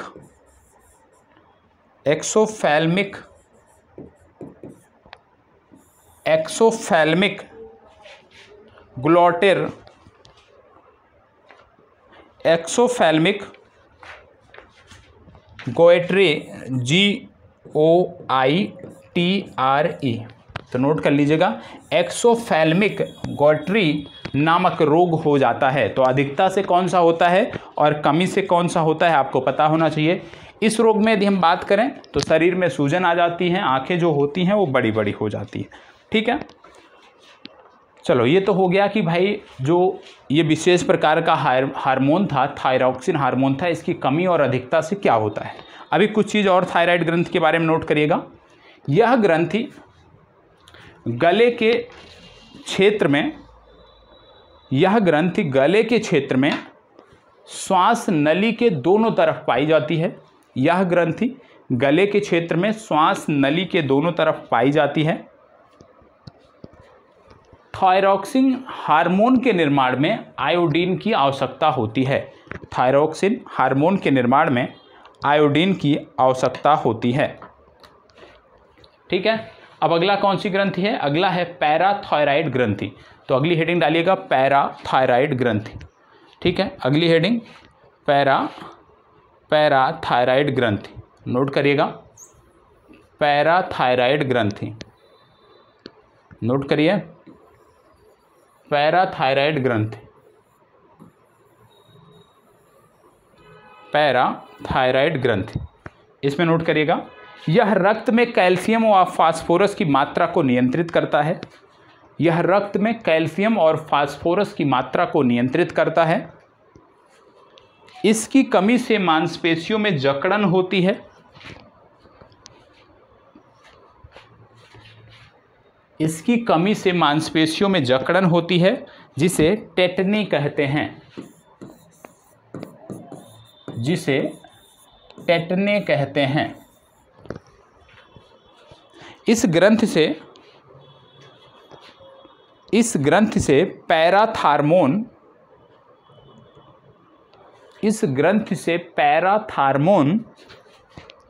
कैल्सीटोनिन, पैराथार्मोन कैल्सीटोनिन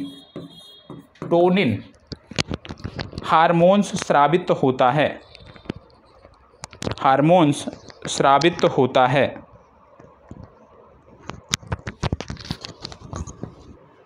आगे नोट करिएगा, यह हार्मोन्स रक्त में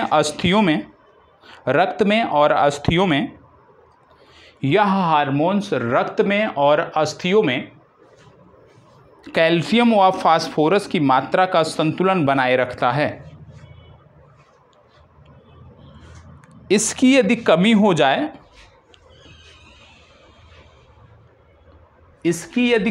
जाए तो ओस्टियोपोरोसिस,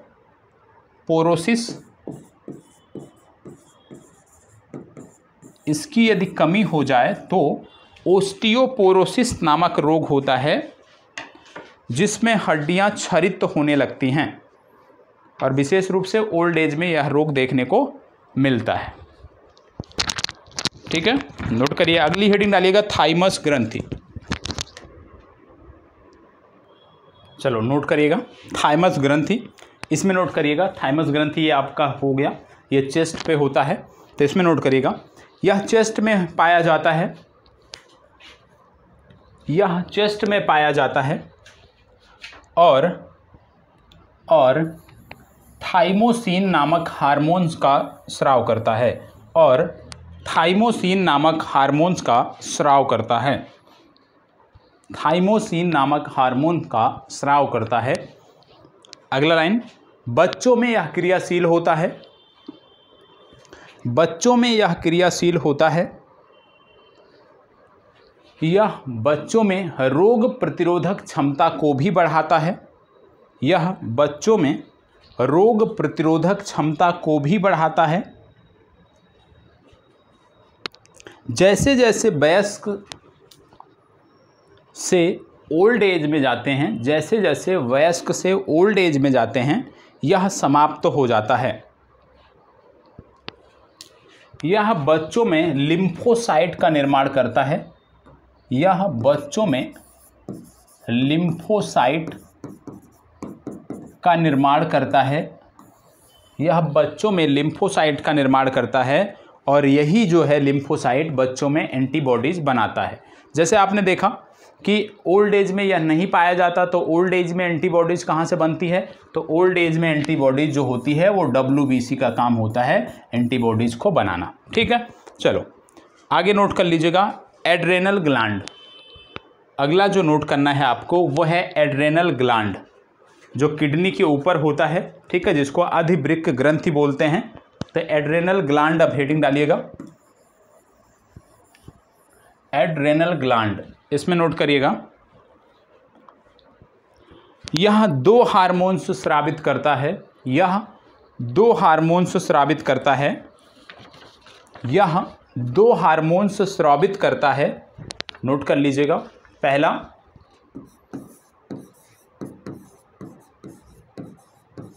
एड्रेनलिन, दूसरा नॉर एड्रेनलिन। ठीक है, तो यह 2 हार्मोन्स स्रावित करता है। कौन कौन सा, एड्रेनलिन और nor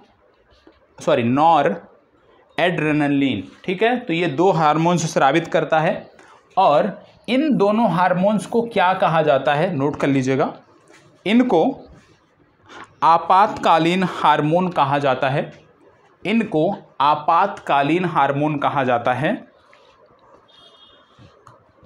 fight, fear, flight, fight, fear, flight hormones भी इनको कहा जाता है।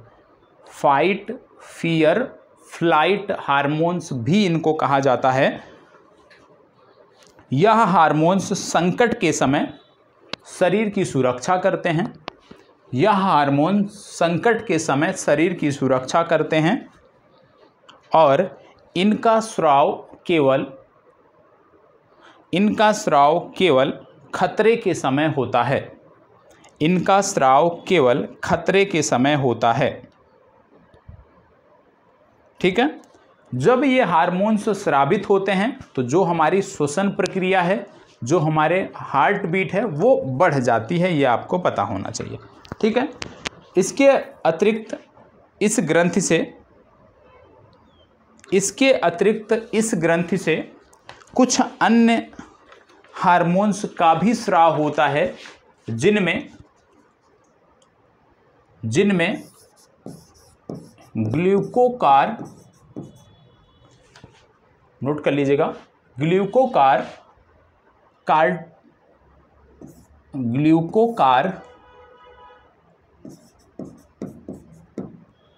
कार्टिकॉइड्स, ग्लूकोकार कार्टिकॉइड्स और मिनरेलो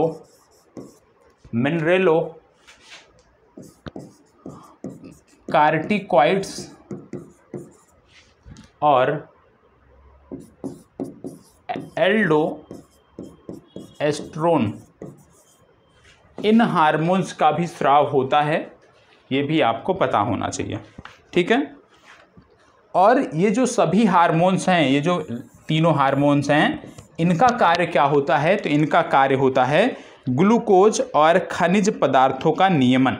क्या है? ग्लूकोज और खनिज पदार्थों के नियमन का इनका कार्य होता है, और लैंगिक लक्षणों के विकास में ये मदद करते हैं। ठीक है, लैंगिक लक्षणों के विकास में भी ये मदद करते हैं। तो ये आपका हो गया थाइमस ग्रंथ। थाइमस ग्रंथ के बाद क्या देखने को मिल रहा है? अग्नाशय या पैनक्रियाज। यहाँ तक हम पहुँच चुके हैं। ठीक है, अग्नाशय या पैनक्रियाज, तो हेडिंग डालिएगा अग्नाशय या पैनक्रियाज। इसमें मैंने आपको बताया है, वही चीज़ें नोट कर लीजिएगा स्वयं से। क्या क्या बताया था कि यह एक मिश्रित ग्रंथि है, क्योंकि यहाँ पे दोनों प्रकार की जो ग्रंथियाँ हैं वो पाई जाती हैं, और यह भी बताया कि यहाँ पे लैंगरहैंस की द्वीपिकाएँ पाई जाती हैं, जिनमें 3 सेल होते हैं, alpha cell, beta cell, gamma cell. Alpha cell हमने बता दिया कि किस हार्मोन्स का स्राव करता है, तो आपको बताया गया था ग्लाइकोगोन हार्मोन्स का स्राव करता है। बीटा सेल की जब हम बात करते थे तो हमने बताया इंसुलिन का स्राव करता है। गामा सेल की जब हमने बात किया था तो हमने बताया था सोमैटोस्टैटिन का स्राव करता है। तो ये हमने पूर्व में बताया है, तो उसको अभी नोट कर लीजिएगा। ठीक है, अब इसमें एक चीज़, थोड़ा सा 4 से 5 पंक्ति छोड़ दो, और 4 से 5 पंक्तियों के बाद नोट करो कि यदि इंसुलिन की कमी हो जाए तो, यदि इंसुलिन की कमी हो जाए तो, यदि इंसुलिन की कमी हो जाए तो, यदि इंसुलिन की कमी हो जाए तो, इंसुलिन स्रावित कौन करता है? बीटा। ठीक है, बीटा सेल। यदि इंसुलिन की कमी हो जाए तो रक्त में शर्करा की मात्रा बढ़ जाती है। यदि इंसुलिन की कमी हो जाए तो रक्त में शर्करा की मात्रा बढ़ जाती है, और शर्करा की मात्रा बढ़ने पर जो रोग होता है उसको क्या बोलते हैं? उसको नोट कर लीजिए, डायबिटीज मेलिटस। ठीक है, इसको क्या बोलते हैं? Diabetes mellitus. तो यदि रक्त में शर्करा की मात्रा बढ़ जाए तो डायबिटीज मेलिटस नामक रोग होता है, और डायबिटीज मेलिटस नामक जो रोग होता है ये 2 प्रकार का होता है। 2 प्रकार का होता है। कौन कौन से? टाइप 1 और टाइप 2। टाइप 1 और टाइप 2। टाइप 1 में क्या होता है? इसमें इंसुलिन का स्राव नहीं होता है। इस प्रकार में इंसुलिन का स्राव नहीं होता है, और इंसुलिन का स्राव नहीं होता है तो इसको बोला जाता है इंसुलिन डिपेंडेंट डायबिटीज, क्योंकि इसमें जो इंसुलिन है शरीर स्रावित नहीं करता है, तो इसको बाहर से लेना पड़ता है। इंसुलिन बाहर से इंजेक्शन के माध्यम से लेना पड़ता है, क्योंकि इसमें शरीर इंसुलिन का स्राव नहीं करता है, और यह आनुवांशिक आधार पर भी होता है। कम उम्र में भी यह हो सकता है, यह भी आपको पता होना चाहिए। फिर बात आती है टाइप 2 की। टाइप 2 में क्या आपको नोट करना है कि इसमें इंसुलिन का निर्माण बहुत कम मात्रा में होता है। इंसुलिन का निर्माण तो होता है, लेकिन बहुत कम मात्रा में देखने को मिलता है। इस इंसुलिन का जो स्राव है, क्योंकि निर्माण बहुत कम मात्रा में हो रहा है, तो स्राव भी बहुत कम मात्रा में होगा। ठीक है, और इसे इंसुलिन इंडिपेंडेंट डायबिटीज कहते हैं, क्योंकि इसमें बाहर से इंसुलिन लेने की आपको आवश्यकता नहीं पड़ती है। ये रोग क्यों होता है? बदलते जीवन शैली के कारण। ठीक है, जीवन शैली में बदलाव के कारण ये समस्या होती है, और इस बीमारी से जो पीड़ित लोग होते हैं उनकी जो एज होती है वो बोली जाती है कि 40 वर्षों के बाद। मतलब ये जो बीमारी है कम एज में देखने को नहीं मिलती है, टाइप 2, जबकि टाइप 1 जो है ये कम एज में भी देखने को मिलती है। ठीक है, चलो यहाँ तक की चर्चा हो गई। अब बचे क्या हैं? अब आपके जो बचे हैं जिनकी चर्चा हमें करनी है वो हैं गोनैड्स या जनद। ठीक है, गोनैड्स या जनद आपके बचे हुए हैं, जिनकी चर्चा आप देखने को मिलेगी। ठीक है, गोनैड्स या जनद। तो अब हेडिंग डाल लीजिएगा, गोनैड्स या जनद। ठीक है, गोनैड्स या जनद, इनकी चर्चा आप देखने को मिलेगी। ठीक है, गोनैड्स या जनद के अंतर्गत आते कौन हैं? नर युग्मक और मादा युग्मक इनके अंतर्गत आते हैं, ये आपको पता होना चाहिए। ठीक है, अब नर युग्मक की जब बात करते हैं, सबसे पहले देख लेते हैं नर युग्मक के बारे में। नर युग्मक के बारे में, नर युग्मक के बारे में हम चर्चा कर रहे हैं, नर जननांग के बारे में हम चर्चा कर रहे हैं। तो यहाँ पे आपको पता होना चाहिए कि इसमें एक नाम होता है बिरसण। ठीक है, इसमें एक नाम होता है जिसको बोलते हैं बिरसण, और बिरसण को इंग्लिश में बोलते हैं, नोट कर लीजिएगा, टेस्टिस। क्या बोलते हैं? टेस्टिस। क्या बोलते हैं? टेस्टिस। ये आपका है टेस्टिस। ठीक है, तो नर युग्मक में बिरसण या टेस्टिस की चर्चा होती है और इसी को बोला जाता है प्राइमरी सेक्स ऑर्गन। तो ये नर जो होते हैं उनमें ये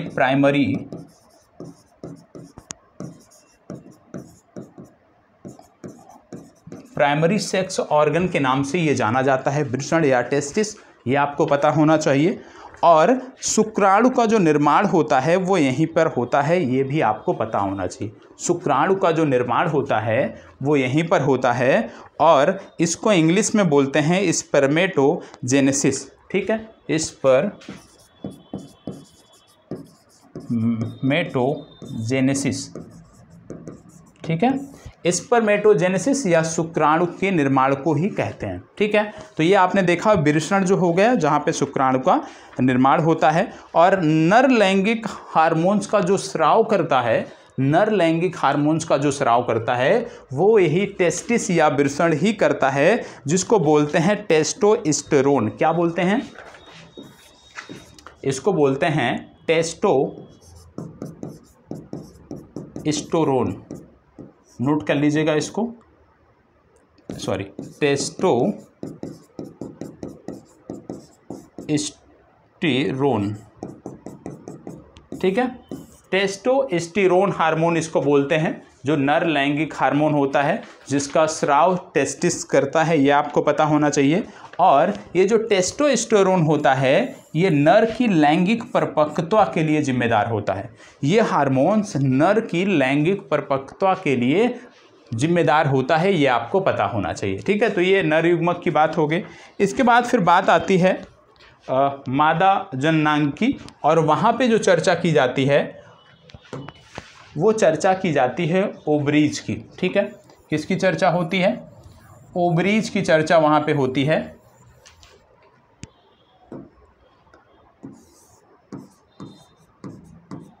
ओवरीज की चर्चा होती है, इसी को बोलते हैं अंडाशय।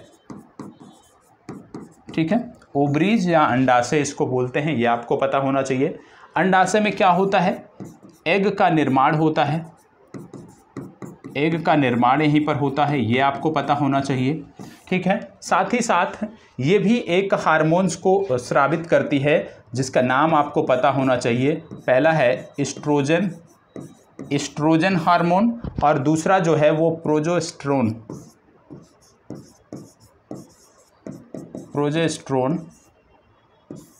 हार्मोन। तो याद रखिएगा कि ओवरीज से दो प्रकार के हार्मोन स्रावित होते हैं, पहला है एस्ट्रोजन और दूसरा है प्रोजेस्टेरोन। ये दोनों हार्मोन्स आपको पता होना चाहिए।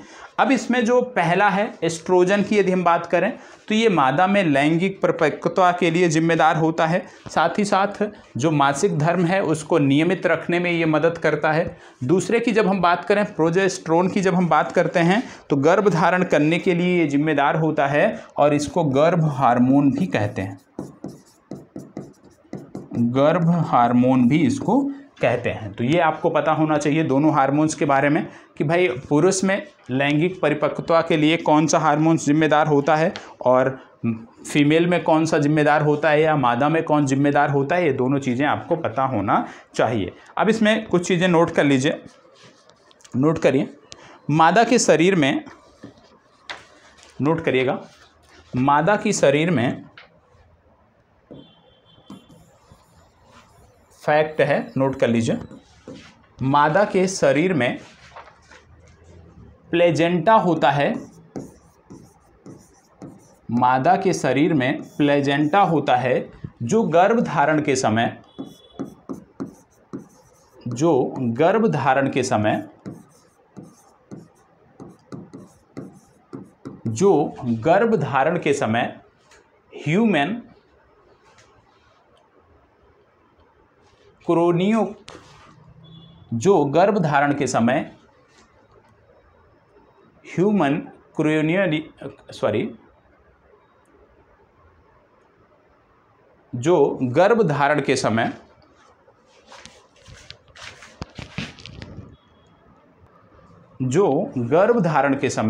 ह्यूमन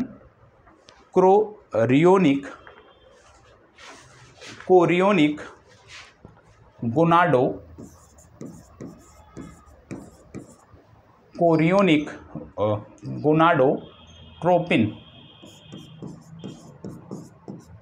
या इसी को HCG बोलते हैं। ठीक है, ह्यूमन कोरियोनिक गोनाडोट्रोपिन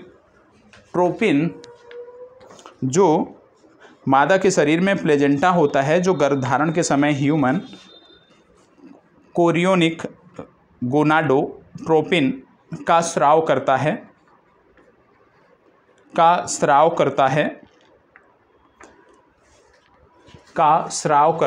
आप जानते हैं जब कोई भी महिला गर्भ धारण करती है तो उसका पता कैसे लगाया जाता है? या तो यूरिन से पता लगाया जाता है या तो ब्लड से पता लगाया जाता है।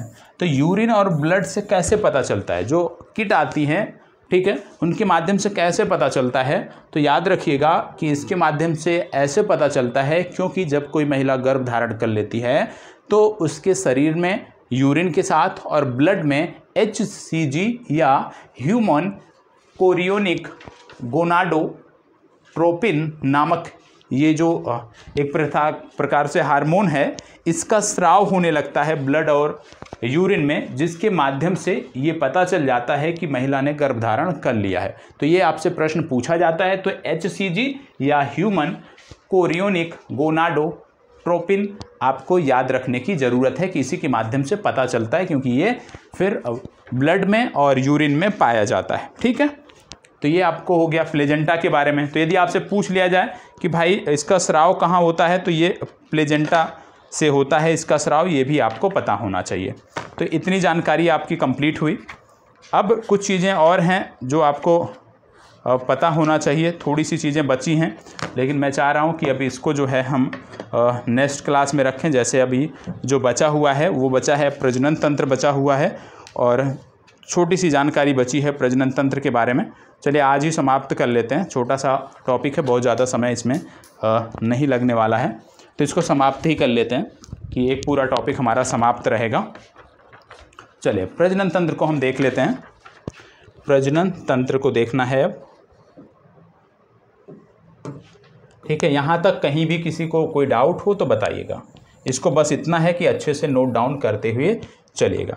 अब हम देखने वाले हैं प्रजनन तंत्र के बारे में। प्रजनन तंत्र के बारे में, ठीक है। प्रजनन तंत्र की जो चर्चा है वो हम करने वाले हैं। आपको बता दें कि प्रजनन है क्या, रिप्रोडक्शन है क्या। रिप्रोडक्शन का मतलब है ऐसी क्रिया जिसके माध्यम से कोई जीव अपने समान संतान उत्पन्न करता है, उसको हम बोलते हैं रिप्रोडक्शन। और रिप्रोडक्शन दो प्रकार के होते हैं। कौन कौन से? पहला होता है लैंगिक जनन, ठीक है, याद रखिएगा, लैंगिक प्रजनन या लैंगिक जनन बोलते हैं। दूसरा है अलैंगिक प्रजनन, ठीक है। लैंगिक प्रजनन, अलैंगिक प्रजनन। लैंगिक प्रजनन क्या होता है? जिसमें शुक्राणु और अंडाणु भाग लेते हैं, जिसमें शुक्राणु और अंडाणु भाग लेते हैं। इस प्रकार के प्रजनन की प्रक्रिया को हम बोलते हैं लैंगिक प्रजनन। अलैंगिक प्रजनन में यदि मैं बात करूं तो इसमें शुक्राणु और अंडाणु भाग नहीं लेते हैं, बल्कि एकल जनक से, आप कह लीजिए एकल जनक से बच्चे का या जीव का जो है वो जन्म होता है। तो लैंगिक प्रजनन, अलैंगिक प्रजनन क्या होता है ये आपने समझ लिया। लैंगिक प्रजनन दो प्रकार का होता है। लैंगिक प्रजनन दो प्रकार का होता है। कौन से दो प्रकार होते हैं? पहला इसका होता है आंतरिक लैंगिक प्रजनन, आंतरिक लैंगिक प्रजनन, और दूसरा आपका होता है बाह्य लैंगिक प्रजनन। ठीक है, बाह्य लैंगिक प्रजनन। ठीक है, आंतरिक लैंगिक प्रजनन और बाह्य लैंगिक प्रजनन दो प्रकार का होता है। सबसे पहले हम देखते हैं आंतरिक लैंगिक प्रजनन के बारे में। ठीक है, सबसे पहले हम देखते हैं आंतरिक लैंगिक प्रजनन के बारे में कि भाई आंतरिक लैंगिक प्रजनन क्या होता है। आंतरिक लैंगिक प्रजनन, ठीक है, आंतरिक लैंगिक प्रजनन क्या होता है इसको हम समझने का प्रयास करते हैं। ठीक है,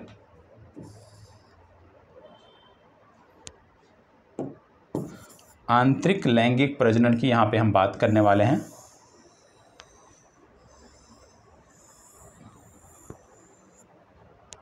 ठीक है, ये आपका ये कॉर्नर पे होता है, 1 मिनट।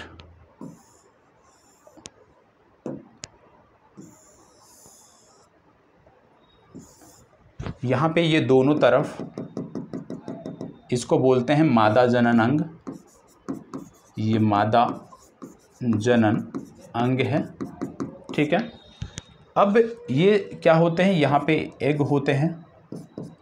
ठीक है, यहाँ पे भी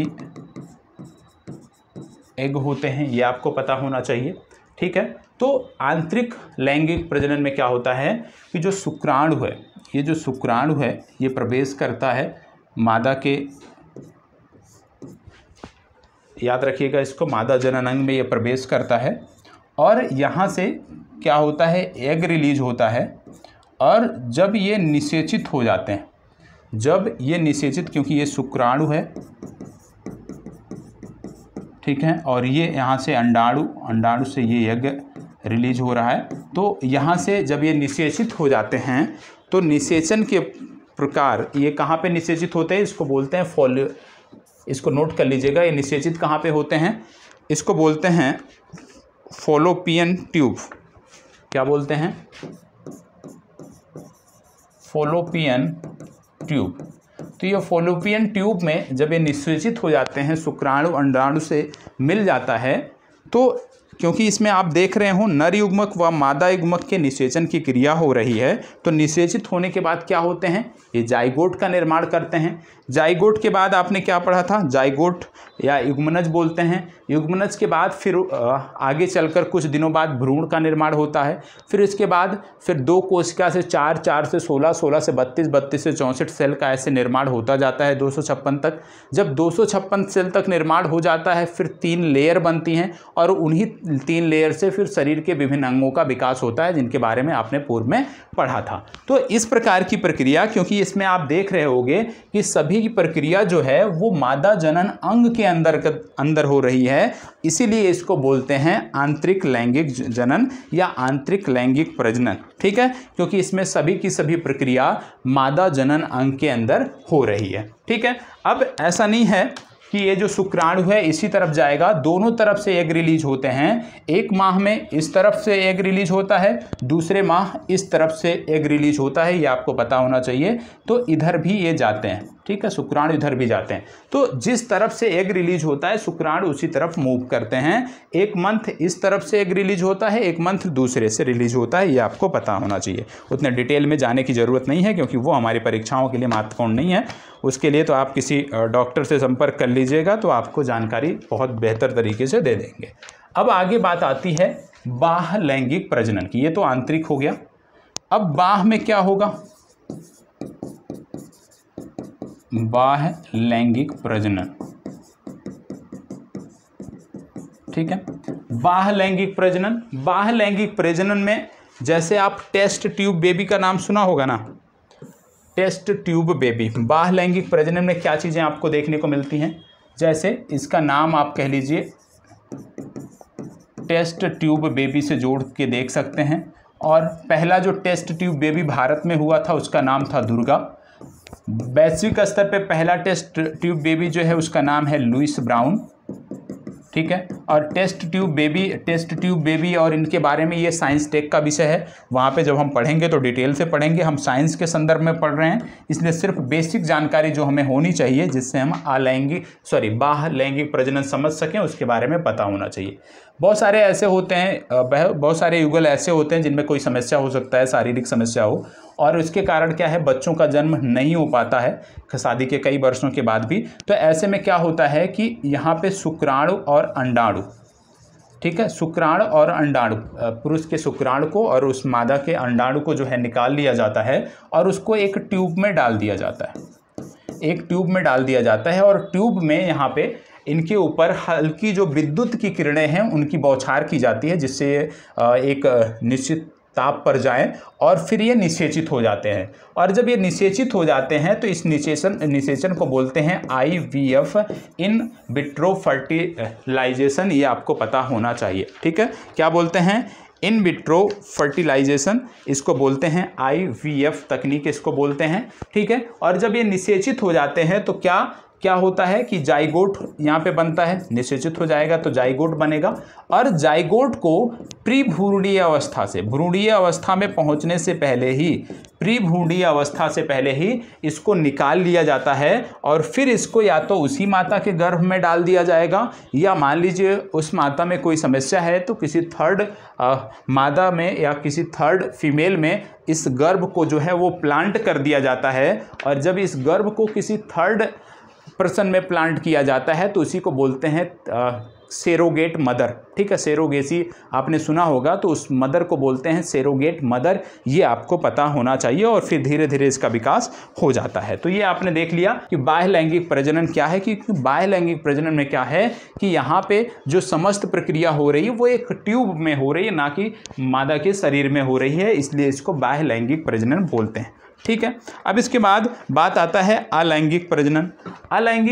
जैसे मैंने आपको बताया कि जिसमें नर युग्मक और मादा युग्मक भाग नहीं लेते हैं, इसमें एक ही जनक से भागीदारी हो, आप कह सकते हो बच्चे का जन्म होता है। यहाँ पे कोई निषेचन नहीं होता है, संततियों में कोई विविधता नहीं पाई जाती है, ये आपको पता होना चाहिए। जैसे अमीबा हो गया, जैसे क्लोन हो गया, हाइड्रा एक जलीय जीव है, ये हो गया, इन सब में जो है इस प्रकार की प्रक्रिया होती है, ठीक है।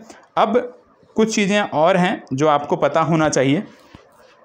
जैसे मैंने आपको बताया भी था कि नोट कर लीजिएगा इसको, कि जैसे स्पर्म है, जब ओवरी में ये जाके मिलता है तो जब निषेचित होता है तो जाइगोट का निर्माण होता है, जाइगोट फिर भ्रूण का निर्माण होता है, और भ्रूण से फिर कोशिकीय विकास शुरू होता है। 2 से 4, 4 से 8, 8 से 16, 16 से 32, 32 से 64, 64 से 128, और 128 से आपको देखने को मिलता है 256। तो 16 सेल से 32 सेल जब ये विकसित होता है तो इसको एक अवस्था बोलते हैं, इसको बोलते हैं मोरूला स्टेज। क्या बोलते हैं? मोरूला स्टेज, ठीक है। 16 से 32 को बोलते हैं मोरूला स्टेज। फिर 64 से 128 को, 64 से 128 सेल में जब ये विकसित होता है इसको बोलते हैं ब्लास्टूला स्टेज,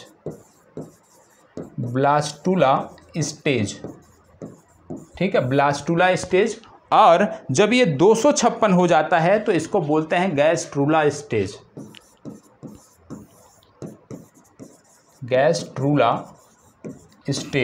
ठीक है। तो ये आपको पता होना चाहिए, मोरूला स्टेज, ब्लास्टूला स्टेज और गैस्ट्रूला स्टेज, ये तीनों स्टेज आपको पता होना चाहिए, ठीक है। तो ये चीज़ें आपकी हो गई, और इससे आपकी सारी चीज़ें कंप्लीट होती हैं। तंत्रिका तंत्र और अंतःस्रावी तंत्र से संबंधित जो संपूर्ण चर्चा थी वो यहाँ पे समाप्त होती है। अब अगला जो टॉपिक है वो हम कल शुरुआत करेंगे। आज क्योंकि आज आपका जो डाउट सेशन था उसको भी मैंने रात्रि 11 बजे के लिए स्थगित किया, क्योंकि ये कंप्लीट नहीं हो पाया था। अब जाके ये कंप्लीट हुआ है, तो अगला सेशन आपका देखने को मिलेगा, और मैंने बोला है कि इसी महीने में हम समाप्त कर लेंगे, और हमें उम्मीद है, 100% विश्वास है कि हम इस महीने से चीज़ों को समाप्त कर लेंगे। धन्यवाद, बहुत बहुत आभार। कैसा लगा है कमेंट बॉक्स में ज़रूर बताइएगा। जितने ज़्यादा कमेंट आएंगे, जितने ज़्यादा लाइक आएंगे, उतने बेहतर तरीके से अगला सेशन आपको देखने को मिलेगा। देखो, लाइक और शेयर ज़रूर कर देना है, कमेंट भी करना है। इस भीषण गर्मी में मैं पढ़ा रहा हूँ क्योंकि लाइट नहीं है, इन्वर्टर से चीज़ें चल रही हैं, तो एसी इन्वर्टर से नहीं चला सकते, तो कम से कम थोड़ा सा ध्यान में रखिए इन चीज़ों को, और लाइक शेयर और कमेंट अवश्य करिएगा। धन्यवाद, बहुत बहुत आभार।